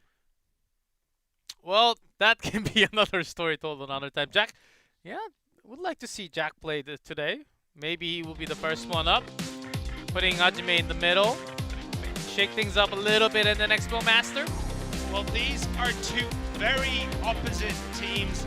FAV Gaming, still, they're 1-0 right now. They had a good last season in the special season. They didn't quite get to the heights we wanted them to make or how we thought they were going to do, but they still played pretty well. Team Timing have made life difficult for every team they come against, but they just lack that final killer instinct to close out games. I think it's because of the pressure that Sado has, not just from King of the Hill, which continues into 1v1. And it's easier to do your studies. You literally know that the final player is going to be one specific player out of a team. And oftentimes when there were other players like Nuri or Creed playing that 1v1 spot, the results were not as good. So I think FAV Gaming has an easier read compared to what Team Timing can do.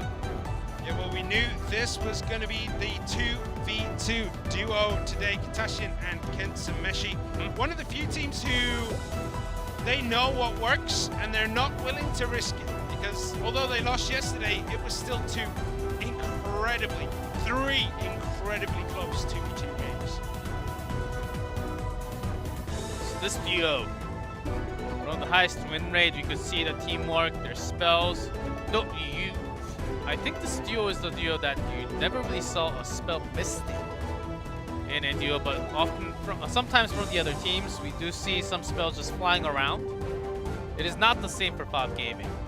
And for Team Timing, Sado, and Greed, as we've talked yesterday, that Greed really needs to pick up on his, especially on 1v1, but starting from 2v2, it can totally be a start for the team. Well, as I said, he finished last season with an 8% win rate. Still in the team, maybe this is what he's in for. Maybe he is a 2v2 legend. We're gonna have to wait and see what happens. No surprises with the bans. Tornado it is. Both tornadoes.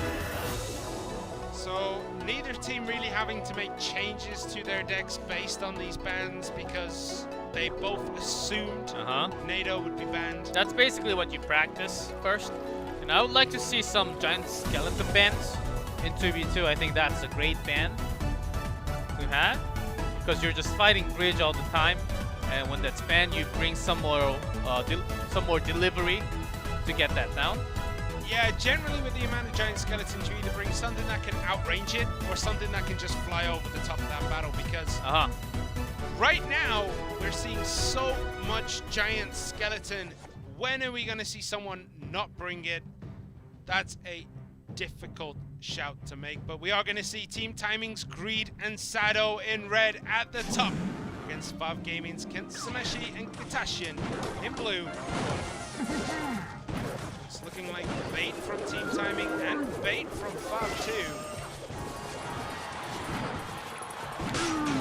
This season, bait has been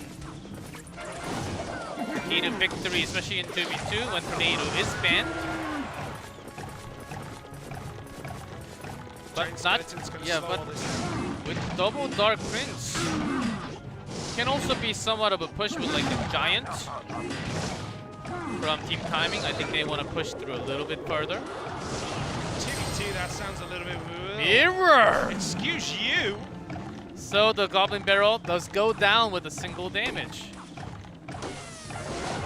Wow, was not expecting to see Mirror today when I woke up, that's for sure. I definitely didn't check myself out in one. Okay, Dark Prince into the middle, and again, everything is just cleaned up. Barrel coming in, Fisherman is there to distract, but one stab, two stabs, 1792. Because the single player is having Snowball and Mirror together, does need to cycle through that for that second Snowball back in his hand.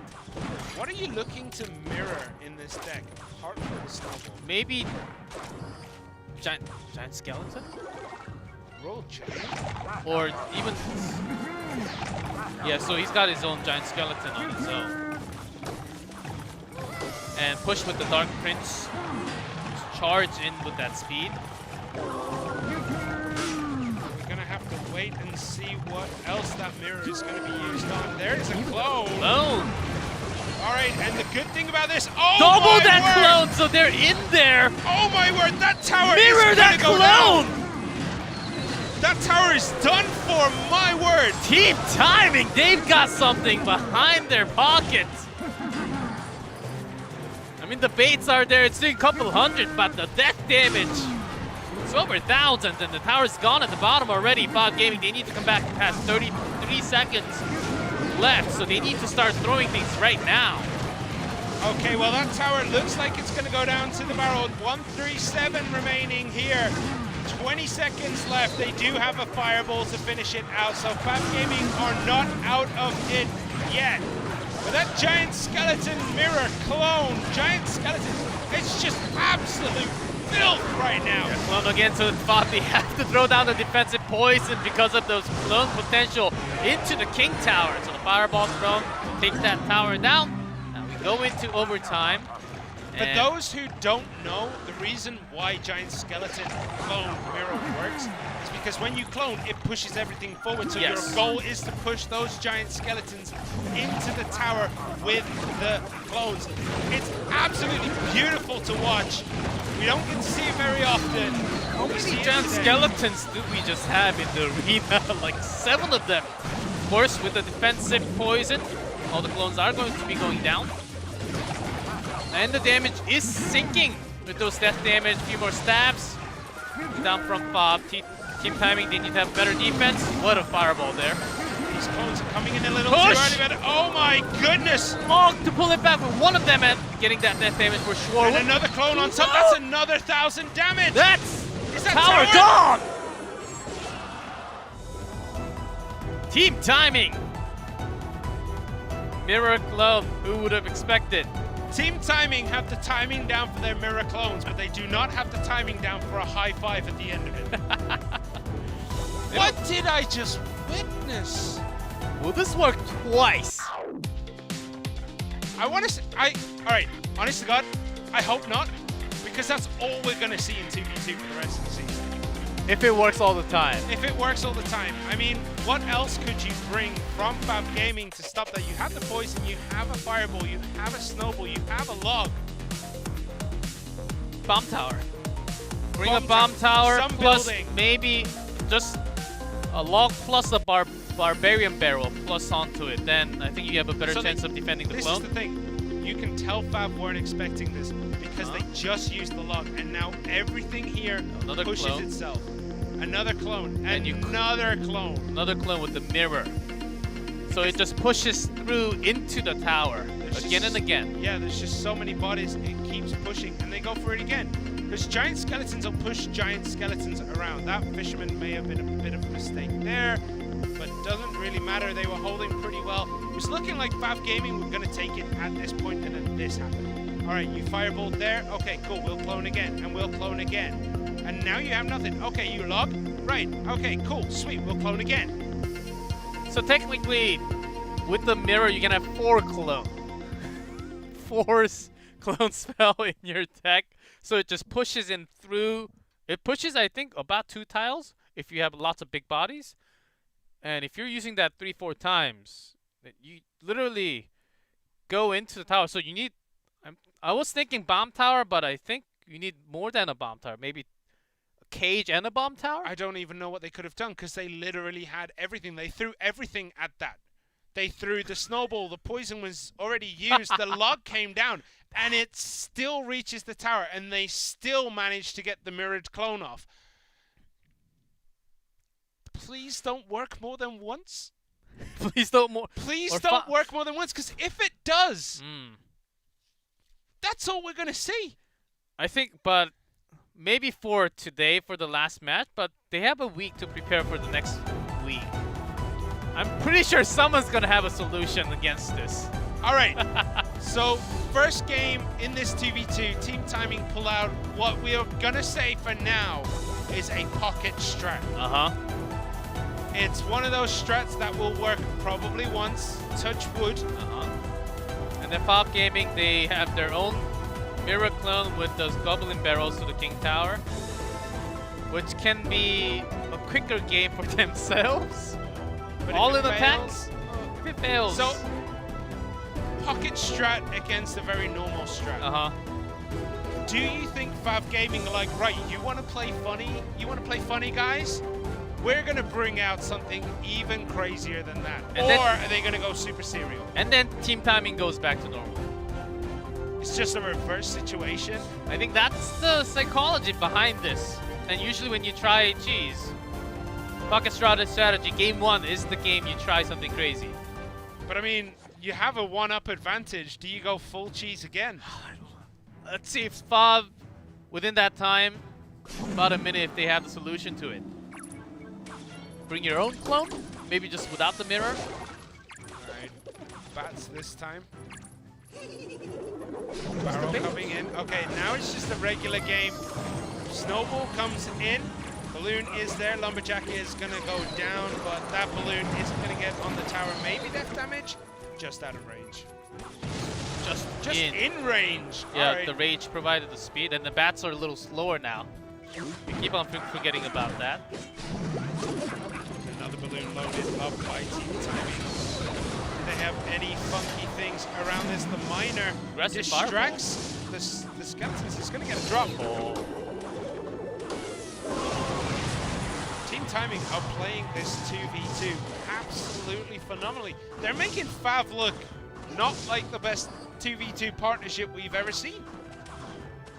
Like the spells, immediate reaction from Team Timing. Those fireballs to get the Dark Goblin, just removing that damage early on allowed that balloon to connect.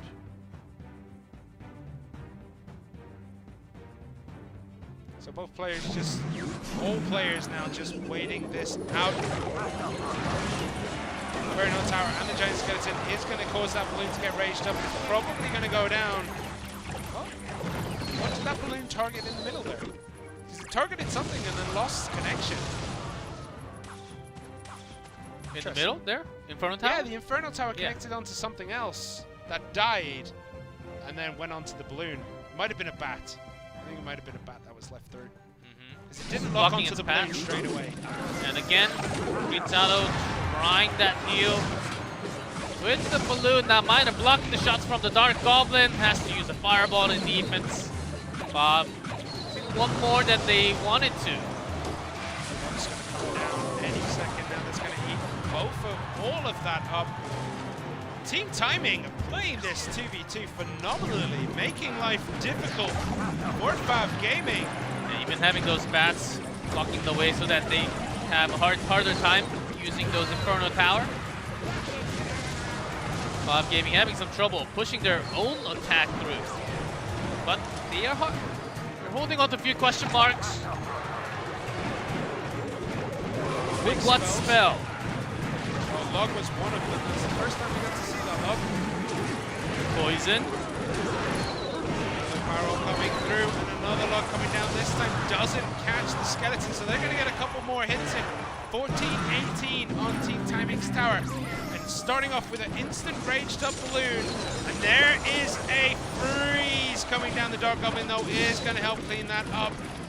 Miner coming in on the back with the fireball and the poison damage. That is going to be it. And the death damage connected from the balloon too. I said poison damage. I meant that damage. Yes. I meant the death damage. Team Timing, Sado and Greed take the 2v2 against Kitashin and Kensameshi. What a, I would say, pleasant surprise, because Team Timing, they needed to get the T2v2 down first. But they bring the potentially the hardest opponent of FAV Gaming, the turning champions from the last season. And the best duo with history. They bring them down in game 1 with a pocket strategy. Clone Mirror with the Giant Skeleton, that was brilliant. And match, but not just that, game 2. Their balloons looked incredible. That looked like a Team Timing team we'd never seen before. Because they just played this flawlessly. The Miner there to distract both Skeleton Dragons was great. They got so much damage in, and then this Log just gained so much value. And the Miners, a couple of them were blocked by the Skeletons and Bats. But they did their job. They were distracting. The Miner doesn't get a lot of damage on towers anymore. It's mainly there to distract. That freeze, genius. Snowball to get a little bit of extra damage in. Just finished it off. Almost like it was too easy for Team Timing there. That cheese, I still can't get over it. Just clone, mirror, giant skeleton. We need to try that out. No, we don't. Yes, we do. No, we don't. Please. I'll find another partner then. You know what'll happen? We'll go into it. You know what would be the perfect counter to that? Wizard. Yes. As weird as it sounds, the perfect counter to that is a wizard. 2v2. Wizard in 2v2. Yeah, not so bad actually. And some Mega Knight. Hunter, maybe as well. Uh-huh. But Wizard would just wreck everything in that. So Please don't let us see that again. We don't need the cheese. Oh, I'm scared to go in 2v2 That's after why- this moment, man. No, because we'll go into 2v2 with this deck. We'll plan it. We'll practice it. We'll go and get ready. We'll And go we'll get in, wrecked. and every time it's double wizard, double wizard, We'll double get wrecked wizard. by all those bomb towers, wizards, E-Wiz, Mega Knights. If you are out there and you are considering playing that deck, please don't. Okay, on to the King of the Hill. We're gonna get into FAV Gaming versus Team Timing. Now, this is where FAV Gaming are going to start excelling. Yes. They have Jack, Hajime, Expo Master. That is their 1v1 roster. Kitashian and Kentsumeshi, they are 2v2 gods generally. Not so far this season. They're going to be every time 2v2. They don't Basically. usually dabble in 1v1 unless they have to. So we can expect Jack, Expo Master, Hajime in some form. Yeah, in some type of order. But it is those three. We know it. You know it. Yeah, Fab everyone know knows it. All the opponent knows it. I think comparing it to other teams like Ponos, they have the double duo, and they're gonna switch up their King of the Hill roster and the 1v1 roster a little bit. But FAV, we know it's gonna be like this for the entire season, basically. The only thing we don't know is the order. Yeah, and who's gonna play that 1v1? Yeah. But out of those three, very, very, I would say 100%, basically. There's no one better. Expo Master Jack, Hajime when he's feeling comfortable with What some do you mean experience. when he's feeling comfortable? I mean, he 3-0 Not just in King of the W.EDGM? Hill. I mean when he goes in for set 3. Oh, okay. All right. I'll let you off for that. All one. right. All right. Right. But then Team Timing, they have King of the Hill. It's going to be... I don't know. What you was have to the put order in Sado. yesterday? Greed Sado, Greed Greed- Nuri Sado. Greed, Sado, Nuri, I think, yesterday. So we're going to see now King of the Hill player standings, KK sitting at the top 16 and 5. Expo Master 10 and 5. First player that we see in this match. Look at that. Hajime 100% after 3 games. After the all kill of W.EDGM yesterday. And on the opposite side, Sado 64.7% in King of the Hill. Yeah, these are all combination of last season and this season together. So don't be confused with those numbers. Jack coming out first today. You're right. Jack said, I want to play a game. So, please, sir, let me play. Don't put Hajime first and then put me second or third. Like, I want to go first today. And it's going to be against Haruki first. Now, Haruki didn't have the greatest results last time in the regular season. He went 0-3. In the playoffs, he went 2-1. And did try out on 2v2 yesterday. But did not get to play 1v1. Let's see how he does on King of the Hill. But it's, I think a lot of the audience, a lot of the fans will agree that FAV totally, in terms of 1v1 King of the Hill power, we're leaning toward FAV. I will say though, Jack is still a great player. I'm going to say it. But his win percentages are always middling. Like, even 2018 when he was on absolute fire, I think his total win percent rate was still 55, 56. I think he had ups and downs. Yeah, his ups are high, but his downs are low. It wasn't like he wins 1 week, loses 1 week. He would win like 2-3 weeks, and then the rest of the season he would lose a little bit more. So that's why the numbers go down after a while. Let's see how he does this season. It's the first game for Jack. And also Haruki on that 1v1 stage. The emoji game. The emote game is on Spirit bait. fire. Just a traditional classic Goblin Barrel bait from Haruki.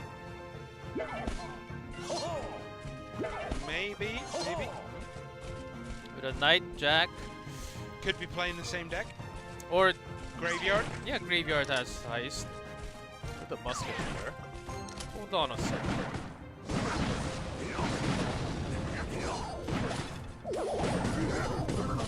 Can still just pick Graveyard versus Graveyard. I think Jack is playing Graveyard with the Barb Hut.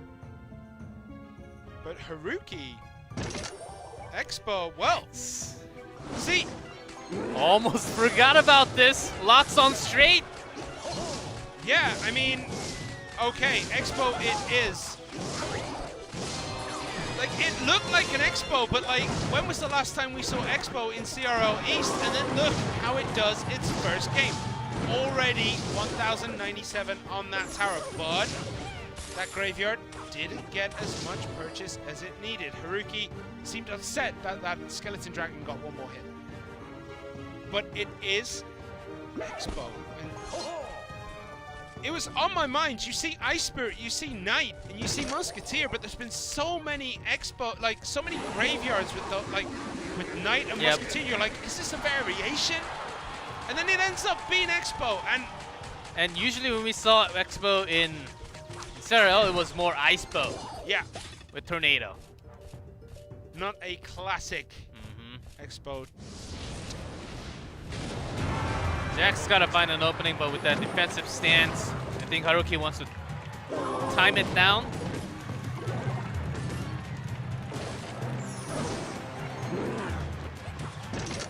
Right. So Haruki right now is just gonna play defensively.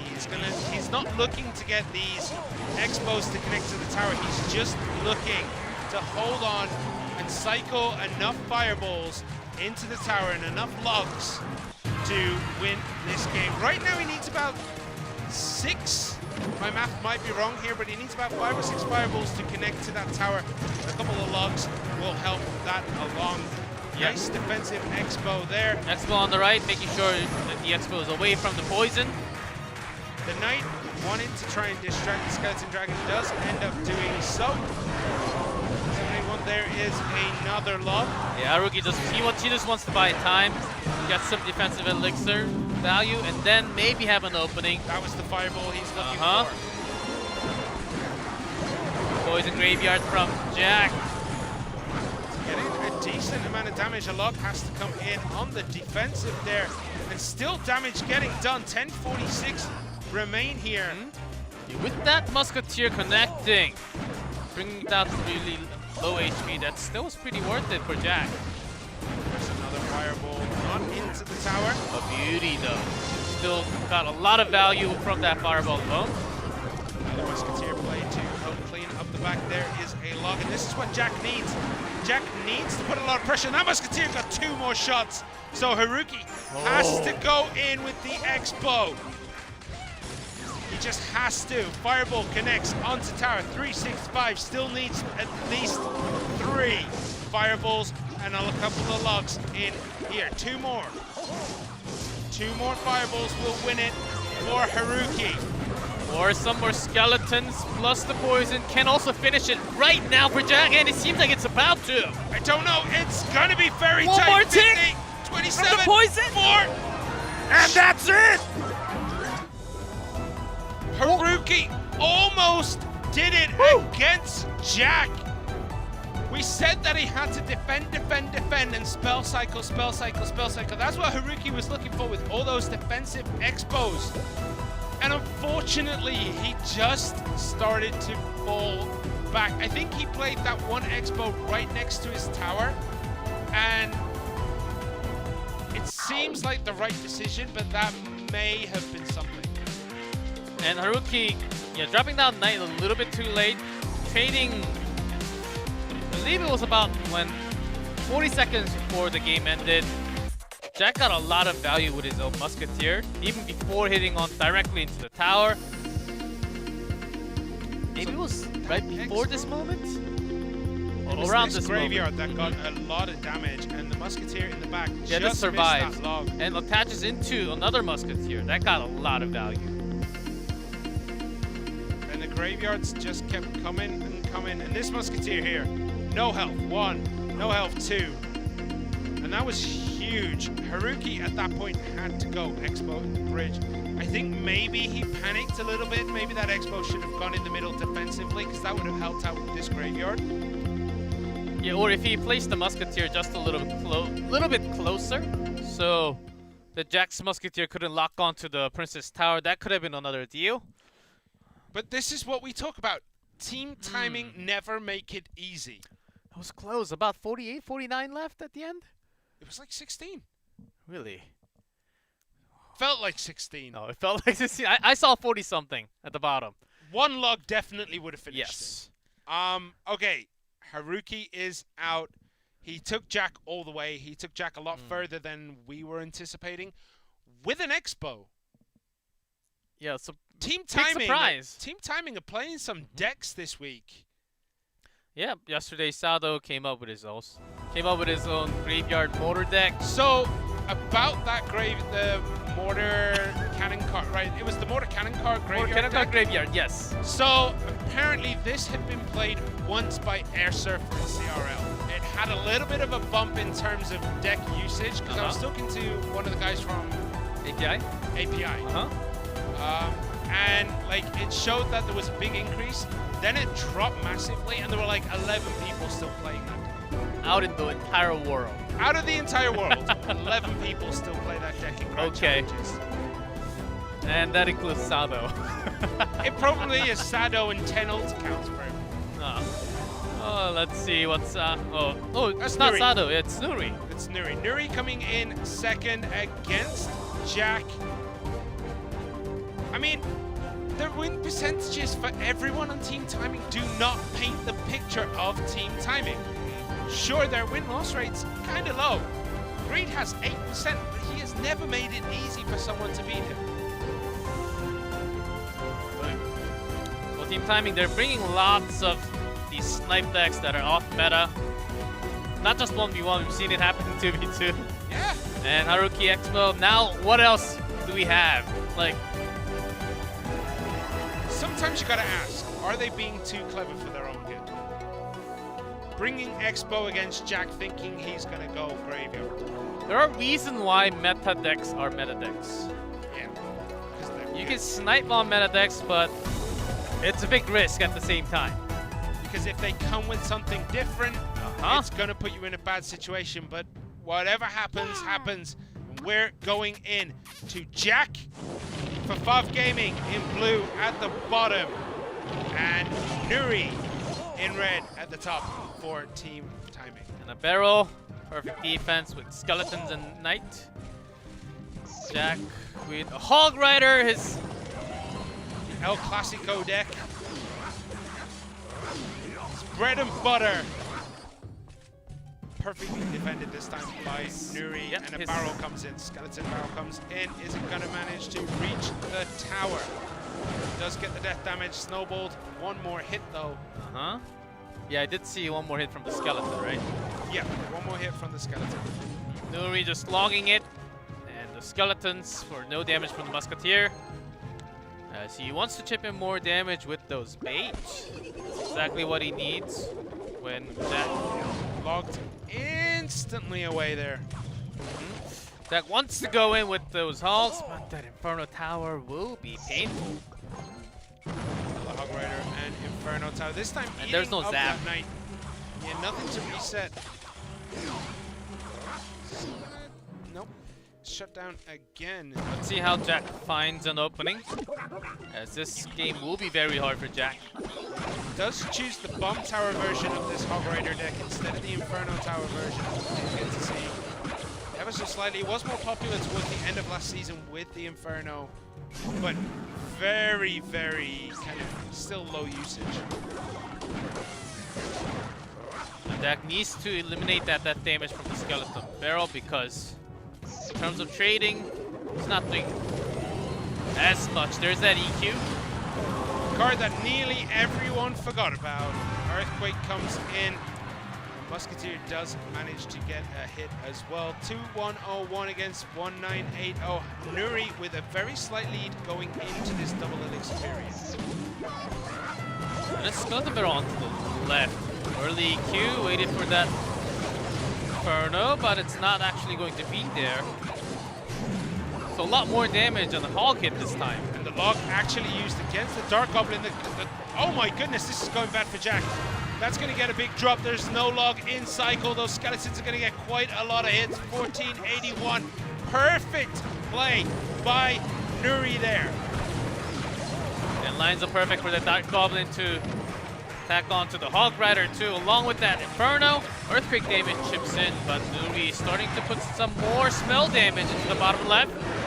Is turning the screw. The log has not been used yet. Oh, but the another stabs! set of stabs. And the skeletons are going to get the drop, and Snowball has to come in. 1-1-0-1 remaining. Nuri has an advantage going into the last 2 minutes of this game. And that Dark Goblin has been so unknowing for Jack. Has to think about those skeletons and the barrels. Oh, he really wants those to line up, but Nuri is not allowing it to happen. This Hog Rider gonna get in, but didn't even get a hit, right? No hit. It was about to, but the log pushed it away. Has to use the bomb tower and the skeletons. Good catch this time. No, eliminating it to 0 damage on this attack. Yeah, but instead of spending 4 elixir with the log and the snowball, he spends 6 elixir with the log and the bomb tower. It's rough. Yeah, but because of that defense, yeah, Jack's keeping a lot of his spell to himself and did not get to use the Earthquake this time. Long arrow in and is instantly locked out of existence. Musketeer does get a hit. This Hog Rider pulled in by the Inferno. No EQ this time. There it goes. The EQ coming in very late for just a little bit of extra chip. Nuri is starting his spell cycle. Another Hog Rider comes in. There is plenty of elixir to bring that down, and that Inferno Tower is out of that Earthquake. Well, the spell damage, it's going down, and only 22 HP difference between the two. And the perfect log again. Dark Goblin does survive. Fireball into the night. Another log coming in. EQ.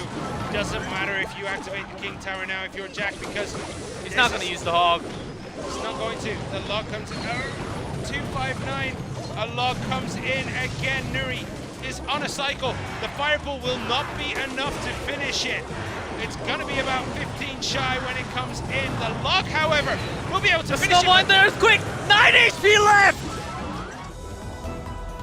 Woohoo! Single digit. One more tick. Both players just said, okay, let's just cycle through next spells. Let's see who wins. Can someone please call these players and tell them to like calm I'm about down to on these last minute finishes? about to have heart attack. Oh, it's a good job I lost weight because my heart would have stopped after that. Jeez, please. Nuri taking game 2 for team timing against Jack in spectacularly close fashion. 9 HP remaining. Spell cycles to close it off. I mean, where do you even draw the highlights for this? Here, this is the big turning point for Nuri. Yes. As he just used the log on the right side, Jack did. Against the Dark Oak, I'm not sure if that was the right choice. May have been an unfortunate choice for Jack. But anyway, so this comes in 675, 503. So the spell cycles have begun. 431. Snowball is there. Fireball comes in too. 259. And now look how close this is getting. 187. He does need a fireball and a log to get this. Does that? It does not get the death damage from the Skeleton Pharaoh, but still 50, the spells. 125, 57, 9. So one more tick on that EQ would have finished it. I need to lie down. My heart's beating a little too fast. I can't take another game like that. Someone needs to call an ambulance in preparation because I'm about to pass out. The cycles from both players, I mean.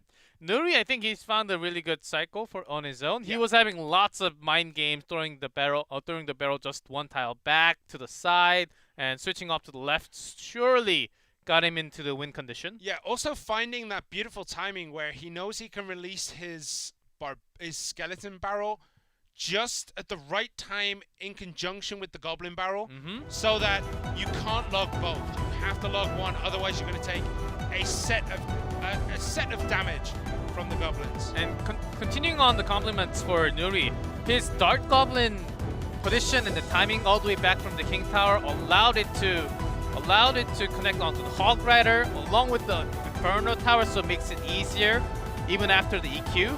Those timing was actually really good, well read by Nuri. It was also just incredibly annoying because Jack had to find a way to take it off the board, otherwise he's going to have to eat 3 or 4 hits every time it breaks through. So Nuri played that flawlessly. Can he do it again against Hajime, who is on the back of a 3-0 and has the potential now to make it 5-0 in CRL East on his debut season. Day 2, having 100%, and Hajime, also known as really good bait player himself. Really annoys me that I took Hajime out of my fantasy Royale team yesterday before we started. Oh, I'm a fool. You still got a lot of 2v2 players in there. No worries. All right, so Nuri versus Hajime. In terms of current form, you have to put the win on Hajime. Everyone who knows anything about how form works would say Hajime, Hajime, Hajime. However, Team Timing have proven today that they have come to play. They know their opponents better than they know themselves. Will they be able to do it now? Will they be able to take this victory? Nuri against Hajime. Nuri in blue at the top of the screen. Hajime in red. Sorry, Nuri in red at the top of the screen and Hajime in blue at the bottom. Hajime. He's also known for his expo, never mind, with the cage. So nice. Remember those days where you just see skeletons and then we just expo deck. It's the only thing skeletons were ever in. Those are the days. Yeah, Night Musketeer. It's got to be expo, right? Night Years Musketeer ago. Skeletons. It's expo. It's expo. Years ago. 2016 CCGs. 2017. 2018 CRL. Oh. Yeah, so we're looking for the Musketeer. Baby Dragon still, yeah. Standard graveyard here. Nuri expecting the same from Hajime with his own cage. Hajime. Ow. Defended that flawlessly. No damage taken from that graveyard. And Nuri starts to eat those skeleton dragons. He's just taking too much damage.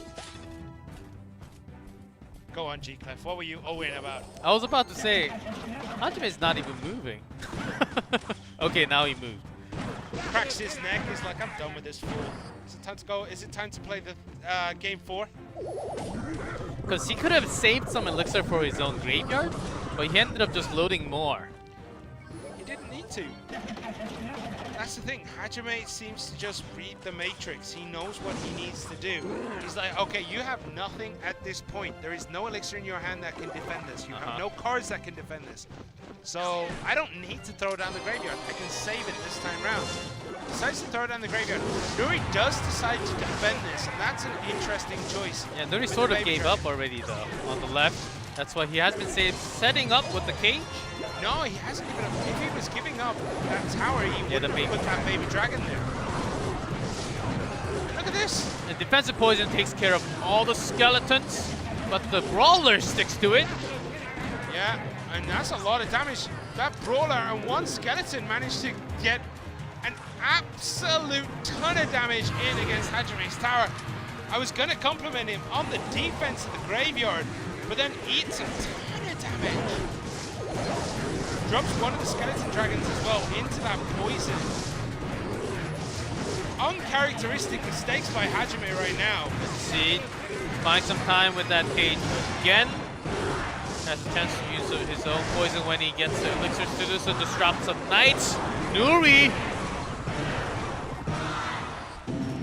249, 226, 203, 180. What is happening in this game? Poison will be enough to finish this if my math is correct.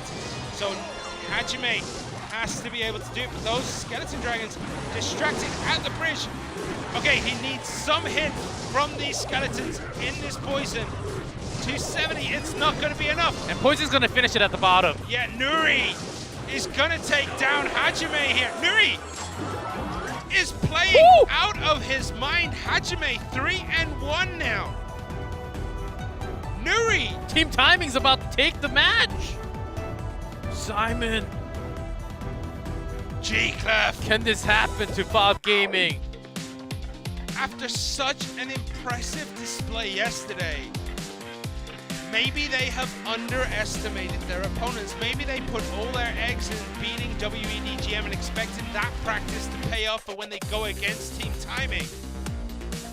Maybe that's what's happened. And Nuri's favorite, his Ice Balloon deck, was basically gone after the balance change. Log a lot weaker, Minor a lot weaker. We don't see that oftentimes. Anywhere barely getting used. Okay, I'm gonna check something very quickly.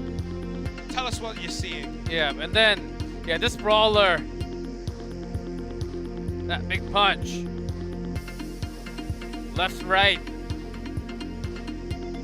mean, Hajime wanted to block the bridge with that cage so the brawler was away. And Nuri used that in his own. So what did you want to say? Okay, Nuri right now is 3-1. Hajime, after yesterday's amazing performance, is 3-1. Nuri has the same win record as Hajime at this point. I mean, blocking. Yeah, that night, that was almost predicted. Yeah. It spawned way too quickly. And it was a very risky play because that graveyard could have gone worse for Nuri. And he was just throwing that down to block anything to tank so that because the Tower helps. he had the poison. Yeah. And it was just coming back in. It was already in his hand. He was just waiting for the elixirs. I mean, if you just have the knight, if you just have the knight, it's gonna block the bridge. So good call there, right choice. But something that we didn't expect, FAV Gaming. After yesterday, we were saying, okay, this is gonna be a match, and Team Timing is gonna have a really tough time today. They've made it look easy. Oh, it's not over yet, but if Nuri steps up, and this is exactly what Team Timing needed, someone other than Sado stepping up for the day, and someone other than Sado going in the 1v1, maybe winning the 2v2, and it's all happening right now together for Team Timing. So, we've had Jack, we've had Hajime, it's gonna be Expo Master, so now it's Korea versus Korea players right now, Expo Master versus Nuri. Generally, the Korean players I know are very friendly with each other. They do scrim a lot together. They generally play together. So maybe Expo Master has a read that no one else does on Nuri. But conversely, Nuri might have a read on Expo Master that no one else knows. Yes, and... Wait, has he redecorated his room? He has. I think so. I think it's still the same room. No, bus is gone. I liked it before. But Expo Master is one of the harder players to read, actually. Because of us, his bandit plays, just going into the decks. Not randomly, it does fit in. Instead of some knights, instead of some dark prince, he does like to play some other cards. Like sometimes the magic archer or the mega knight. So he does have his characteristic cards in a lot of decks. It's harder to read from any opponent. Yeah, and Nuri has been playing everything and anything as well. So, I mean, this is a battle of two players that could go any way. We're not sure. Expo Master has basically the historical advantage. I would say, like, historically, he has played a lot better than Nuri has.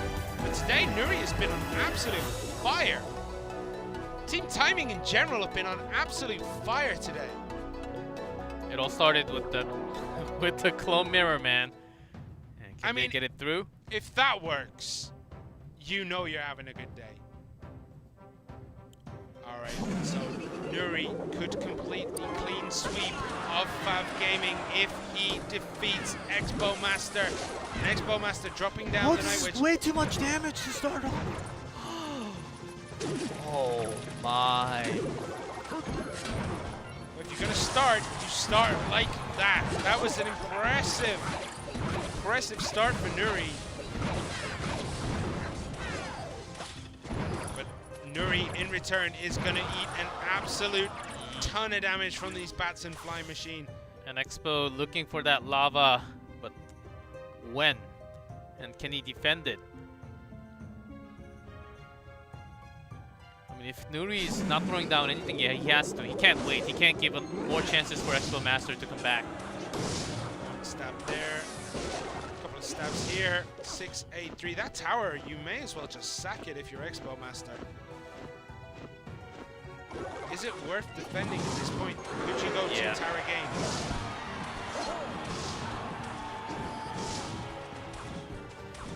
That knight will finish that tower. Nope. Fireball into the other side. 115 remaining with the fireball. That means that tower is 120% dead. So Dark Goblin here. Gonna start cleaning up the skeleton barrel there. Just used as a distraction mostly. But, oh, this is going to be a lot of damage coming in the Night Witch. There's not much elixir in Nuri's hand. I think that tower is going to go down. 102, 1775. That tower is toast. Yeah, no miner needed. As Nuri has brought his cannon. Less anti-air for himself. Nuri expecting something right there with that fireball. Didn't catch it though. He kind of has to let this tower go because it has no health. Barbarians played, Expo Master playing the deck that we saw earlier, but actually getting a lot of purchase with it this time around. And still the miner on the tower. Flymush is still healthy on the tower now. That's second crown for Expo Master. Nuri has just... he has no chance. I legitimately don't think he's going to be able to do this. Though, stab goblins, those goblins from that barrel getting a lot of purchase in too. But you have to take 2 towers in less than 5 seconds if you're Nuri. There goes one. Can he get 994 damage? The answer is no. Expo Master taking out Nuri in game 4. Yeah, Lava Miner with the Night Witch and Barbarians finally getting the W. And I think Nuri, the switch, the timing switch from Expo Master onto the left was crucial because Nuri actually gave a lot of time, a lot of chances for Expo Master to stack his big attack onto the left. Nuri shouldn't have really waited that long. Could Nuri have gone all in on the right and tried to get the 3? Yeah, much earlier. The moment you saw the lava, I think Nuri should have gone to the right and bring that tower down first. Tried to put a bit of pressure, but Expo Master would not have defended on that side. He would not have spent any elixir. So here, I just think he took way too much damage for the elixir that's on the board. Fireball comes in, and look at this. Yeah, Expo Master willing to sack that fireball because without the Dark Goblin, the anti-air is just not there. And again, Flying Machine will come eventually. Trying to use that skeleton barrel to just block, but the miner comes in, and that tower is just... yeah, that miner placement and the Zat there to get everything together. Nuri was just... and those 2 bats that went to chase skeletons ended up playing a key part in that tower, because otherwise they would have died and it would have taken a lot longer for that Lava Hound to get that tower down. I think Nuri should have pressured a little much. If he played a little more aggressive, I think he had some more chances, but he was stuck on a point where the lava came down and said, okay, I have a cannon. What do I do now? Dark Goblin's being sniped by Fireball every time, and if that's not happening, the miner can snipe it down too. Yep. And just with a Dark Goblin plus the Princess Tower, I don't know how long it takes for you to get that Lava Hound down. Maybe like 25 seconds? Forever is the answer. Forever. Okay, it's going to be Sado versus Expo Master, game 5 of this King of the Hill. All right. G-Clef predictions. Expo Master. Time to snap that finger and bring team timing down to half. Maybe he can just make it. Maybe he can play that double bait himself, as he has played that multiple times end of last year, this year too, in the special season. What if Sado brings clone giant skeleton mirror in the 1v1? In the 1v1. Come on. I know it's improbable. I know there is like a 0.001% chance of that ever happening. But what if, Chico? Sado might played the motor deck yesterday again. Which can work if he goes against the graveyard. I think he does have benefit, but after showing that yesterday, Expo Master, he would have done his own. He always does. Yeah, he probably went and found the reason why that deck fell out of favor. So there's definitely a deck out there that will take that out. But Expo Master looking calm as a cucumber. Sado too looks calm as a cucumber. The battle, the cucumber salads is about to begin. I'm not a cucumber person, okay? but they're pretty strong. As you know from the trophy counts. Not the cucumber, the players, okay? I was completely confused there for a second. Both these players are absolutely high flyers in terms of ladder score. Both over 8k if I remember correctly. Find that out. Yep, both. Expo 8.1k, Sado 8k. Just from the finish from last season, I believe. Yep. Alright, so both players feeling each other out, playing a little bit of footsie with the cards played so far. Trying to find the right cards if they are going to wait for this 1 minute timer, the double elixir period. Looking like RG for Expo Master. I'm feeling that too. And for Sado with the skeletons. Or Expo Master could still bring Royal Hog Mega Knight. Because he does like to have Bandit. I was going to say, we are trying to base this off 2 cards and 1 card. Yeah, so that's true. And Skeleton, I'm not even predicting what Sado has. Expo. Expo? Come on. We've seen it once already today, and it almost won. Okay, decks with skeletons. Royal Hog, RG, Mega Knight, Lava. Not Lava. Never mind. Graveyard. You name it. Be anything. Balloon. Both players just leaking a ton of elixir right now. I'm waiting for a moment where we see 3 Musketeer. 3 Musketeer. There are some decks with 3 Musketeer and the Royal Hogs together. The Fireball bait. We saw that yesterday, I believe, right? I think it was one of the decks we saw yesterday. Or it might have been what I was watching. It's from No Tilt. LCL was playing that too. I think it was played yesterday. In 2v2. Yeah. Alright, so here we go. Skeleton Dragon split at the back. Fisherman going down the right. If Sado has a giant skeleton, now is the time to play it, but obviously he does not. It looks as though it's going to be that cannon graveyard. And there is the RG stopping the cannon from crossing the bridge, which is what Sado needed. And Skeleton Dragon on top of those skeletons, actually doing over 400. That's not bad, but about the same with the RG on top. So Yeah, good trades for both. Isn't going to get a shot in. Delivery comes in to stop that. Is there going to be another graveyard prepped and primed for Sado anytime soon? Doesn't look like he's going to use it with the Royal Recruit. Maybe going to use it on this right-hand side with the cannon card, or could use it on the left. That is the uncertainty that Expo Master has right now. Which way is he going to go? And he does choose to go down that right-hand side. With that, the poison is already down. The hunter gets healed up by the heal spirit, but there is a musketeer connected to the tower on the left. One more shot, and Expo Master shakes his head, says, "Oh, that's a shot that I should not have taken on the left." Now Sado, I think we could all tell that graveyard might just happen on the left until the end of the cannon card. Okay, throwing those question marks down to Expo Master, making it a little harder to predict.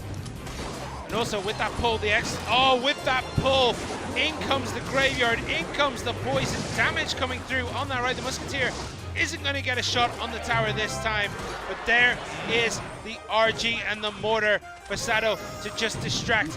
That mortar is going to take out the heal spirit. That is beautiful. That is what it is there for, I think. About the same. 2036, 2026 on top. Sado does have a lead, but another RG immediately loaded up. And another mortar to take it out. There we go. Mortar comes in. taking it out, distracting the RG. The delivery is there. One shot does make its way through. And this time, blocked the Knight. Does Expo Master with the Hunter, with the Skeleton. So more damage is coming through with the poison as well. Heal Spirit is there, and another RG prepped and loaded on that right-hand side. But there is plenty there to try and stop it before he gets across the bridge. Does manage to get shut in though. Good amount of attack with the Fisherman, helping its way a little bit more, pulling down that mortar, and now another graveyard on the bottom. Nothing to take the shots from the... Yeah, nothing to take shots from the Princess Tower. Mortar played very, very high this time. So Heal Spirit might actually come in. No Heal Spirit this time. Another mortar shot and another naked graveyard by Sado. 10 seconds. And another poison coming down. We're down to the last 5. It is going to be down to the damage that gets done. There's the fireball! And by 25! It's happened again to Sado. Sado looks as though he's about to cry. Expo Master does it again as well, winning by just mere double-digit points. One more skeleton hit would have changed that Yes, game. one more skeleton hit would have closed it out. Would have closed it out for Sado. Expo Master keeping it calm, making sure he has locked and loaded that fireball to have that extra damage at the end. It was hard, like Musketeer coming down the left. You have all the troop and potential graveyard on the left or the right. It was hard to predict for Expo Master. I would say with those Hunter placement and the timing, he defended it pretty well. Yeah, Sado played phenomenally. Like, you never really know which way he's gonna go. Heal Spirit getting shut down, never really getting the heals in. So those RGs had to make everything count. That one hit there changes the game ever so slightly. That block was absolutely beautiful. But Skeleton Hunter. What I think happens here is Sado sees how much damage he just got. No Knight, just poison and graveyard. He's like, okay, no more Knights. We're gonna use them on defense. Naked graveyards only.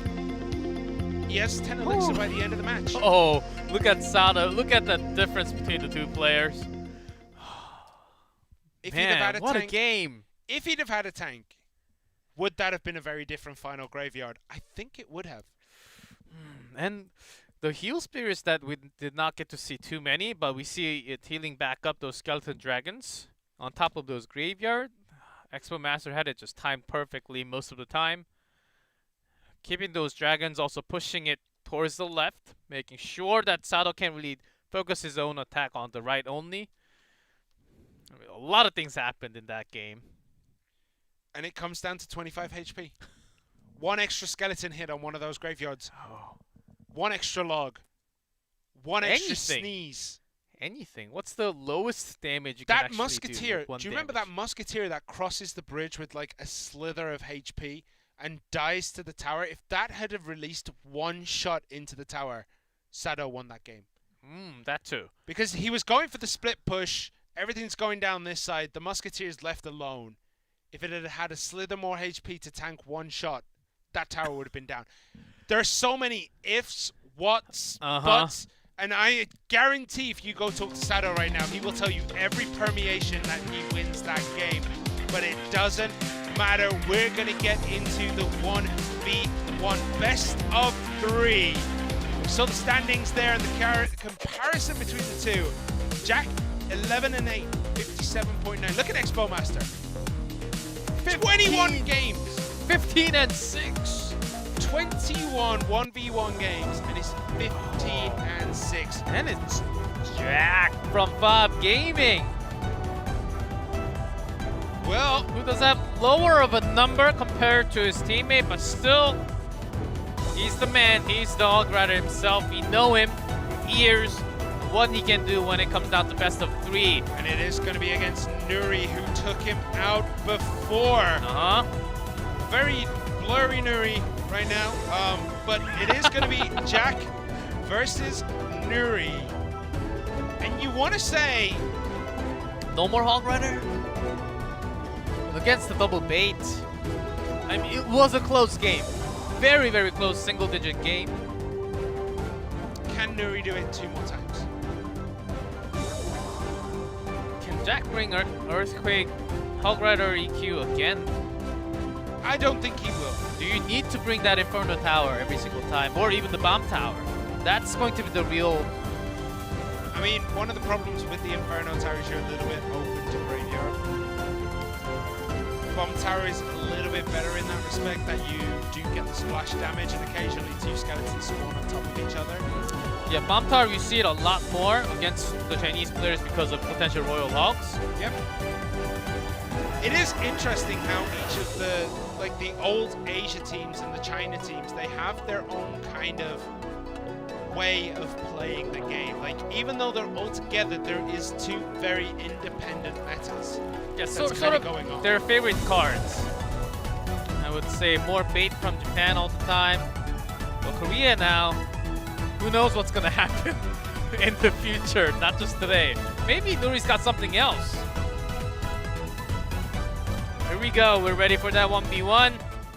It is best of 3 between Jack from FAV Gaming, Nuri from Team Timing. Snowball straight out the gate, and Larry's in the back for Nuri.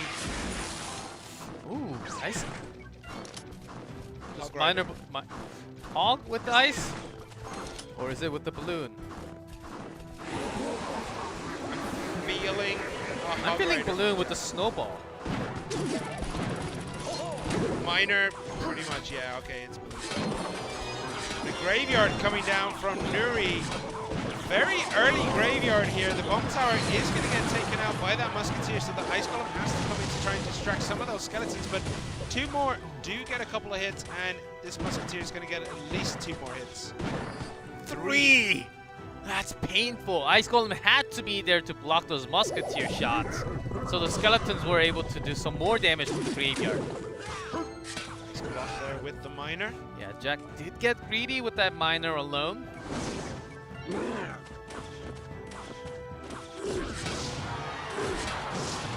Oh man, can he come back? It's not impossible, but already down to 1100. Saw this with Haruki as well, where Jack took a very early kind of painful hit and just comes back. Nuri isn't Haruki, and he's not playing Expo. So it is definitely possible that Jack could come back in this. Nuri could close this one out. Getting stuck between two thoughts is the worst. Let's see how Jack's going to play this one out. Setting it up for that balloon. Cage is there. It is going to pull both of those. Musketeer does get dropped. Knowing there's no fireball, you can safely put that right next to the Goblin Cage. Knowing there's only locked snowballs really does give you a little bit of an advantage coming into this last minute of the game. 886, another skeleton hit does. Oh, the baby dragon locked onto the tower though. The Musketeer as well is way going to too be many in there. shots. And the balloon on the other hand dragged by the cage, and Musketeer ready defense. Nuri's got this game in his hands. I don't see any other options in 30 seconds. I mean, it is possible to get a balloon onto the tower, but it's a big if. Balloons generally get shut down. It requires something of a miracle, especially with the Goblin Cage like that. But the baby dragon actually turns around. Snowball's there. Is he going to get the drop? It does not. Okay, he needed that to hit. Last 10 seconds. Jack knows it. No chance of coming back in this one. Nuri taking game 1 off Jack. Oh, that one minor play. Throwing off Jack into a big disadvantage. Maybe he was looking for his balloon chance, and Nuri just had a big counterplay at the exact moment having that graveyard. I want to know if this is the same Nuri. This Nuri's playing too well.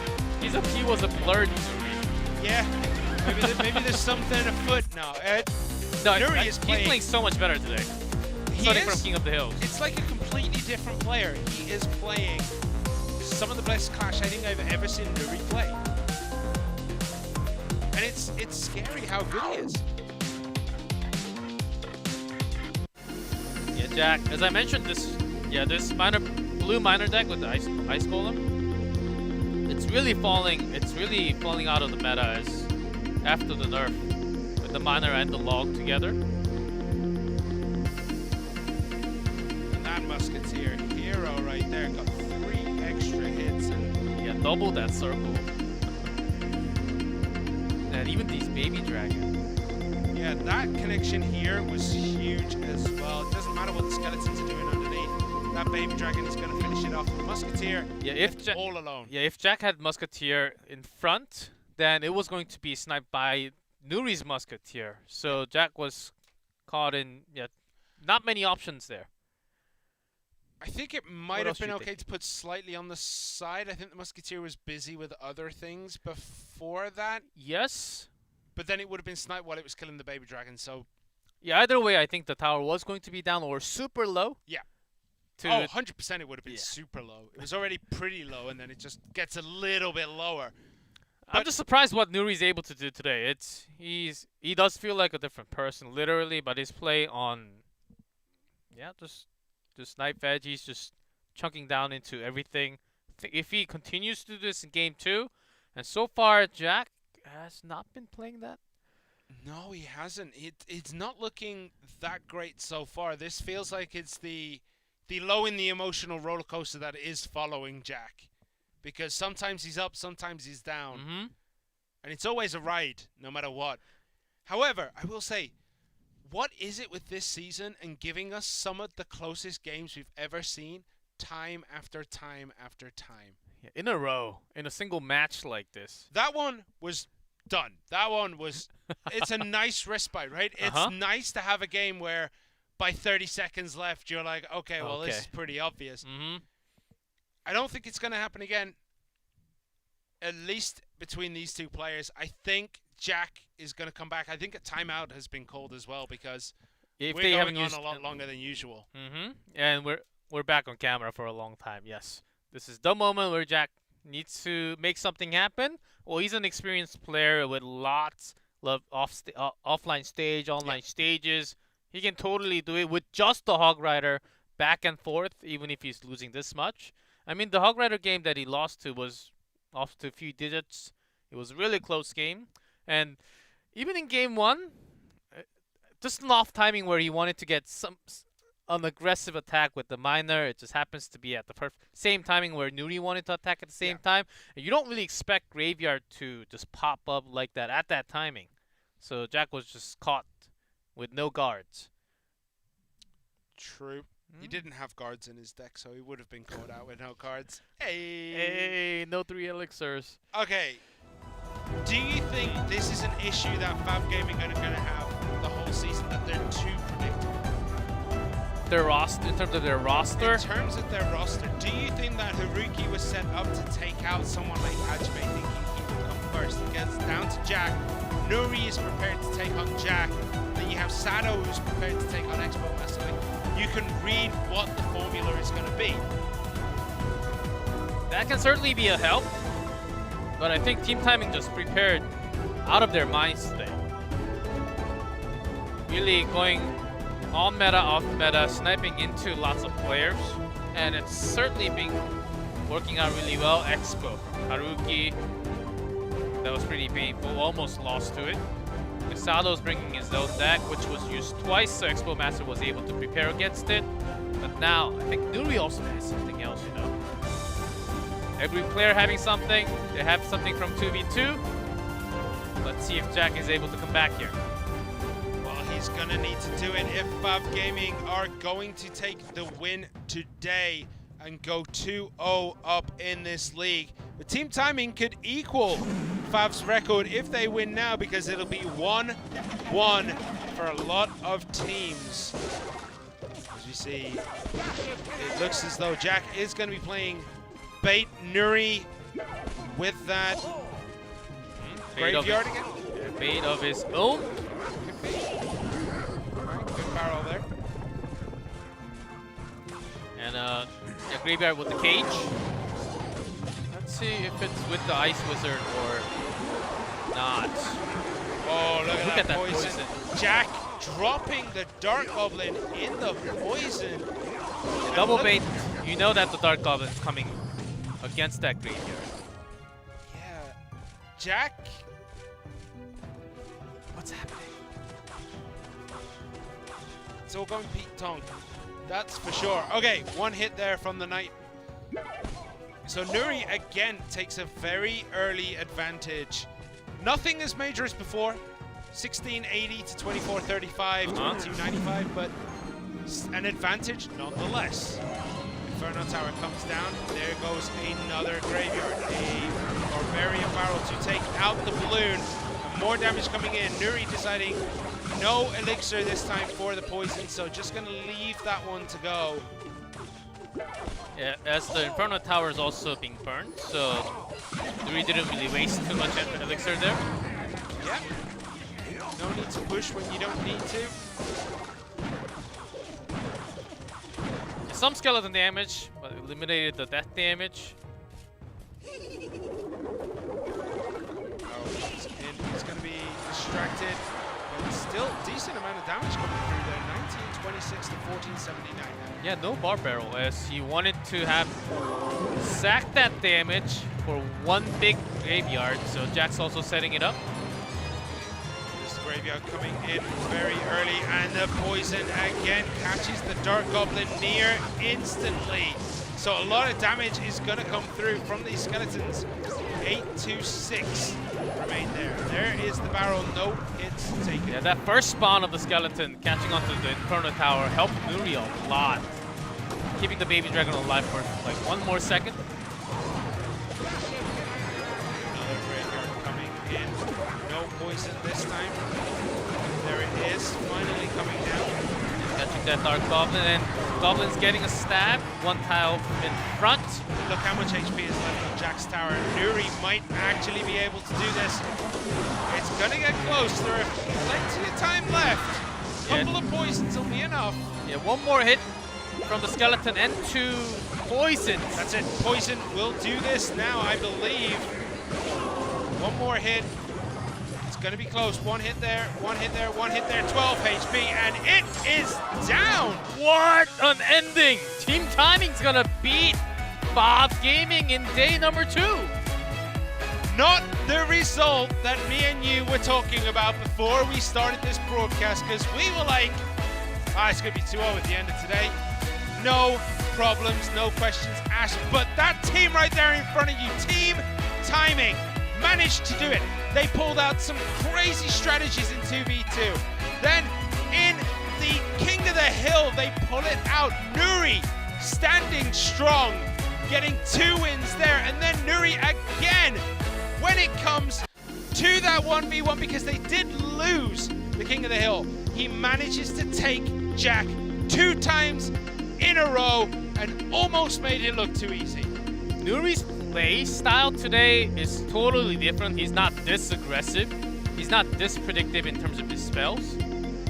But he has changed his color, his style of play, and it's working so much better.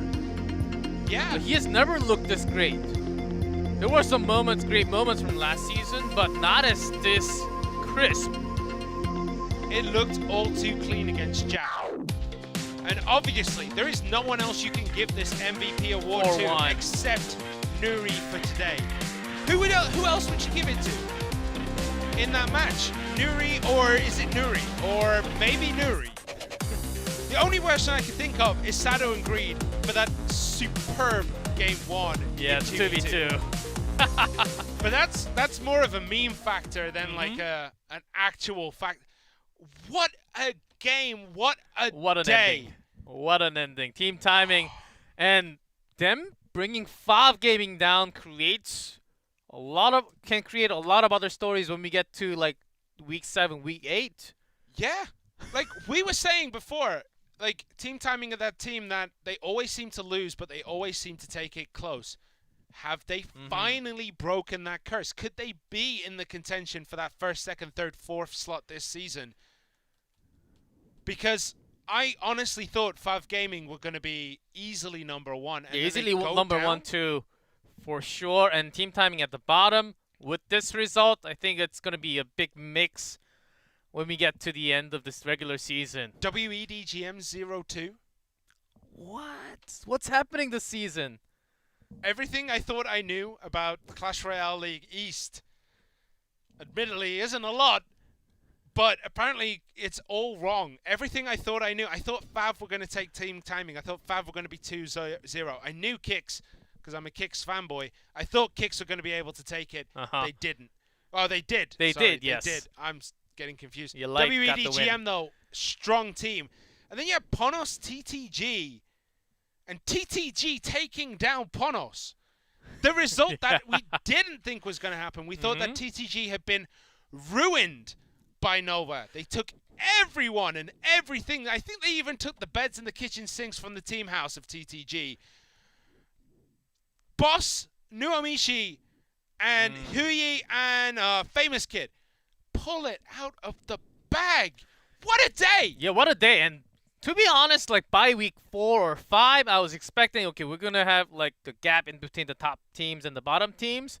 With this sort of a result in week 1, we don't know what's going to happen by week 4. I mean, we can just have an entire big group of pack, like 3 wins, 4 losses, all throughout the 8 teams that we have in Clash Royale League East. This is very exciting result in week 1. Do you remember getting the ruling for like when teams are tied to decide who goes through and who doesn't? And you're looking at it like head to head is at the bottom, and you're like, we're never going to get that far down the list.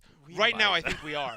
You said it's impossible. I did. Impossible. I said it was impossible, and I wish I didn't now because it's going to happen. So it's match counts, set score, game score, crown counts, and then head to head. Yeah.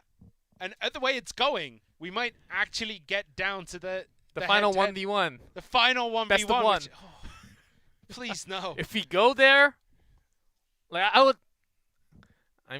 It's going to be hard to get there, but with the way that everyone is playing, like this is some of the highest level clash in a league I have seen. Everyone is so close to each other. Is there anyone you would consider right now who is definitely not going to do well this season? I don't know, man. I think every team has a shot. Kix, we only got to see them play once, win. TTG only good. once. They win once, but still, we don't have a team with 2 wins yet. That's the thing. Yes. Damn, you're right. No team has 2 wins. It's just 0-1 or 1-0 or 1-1. Only ones out there with zeros. That's it.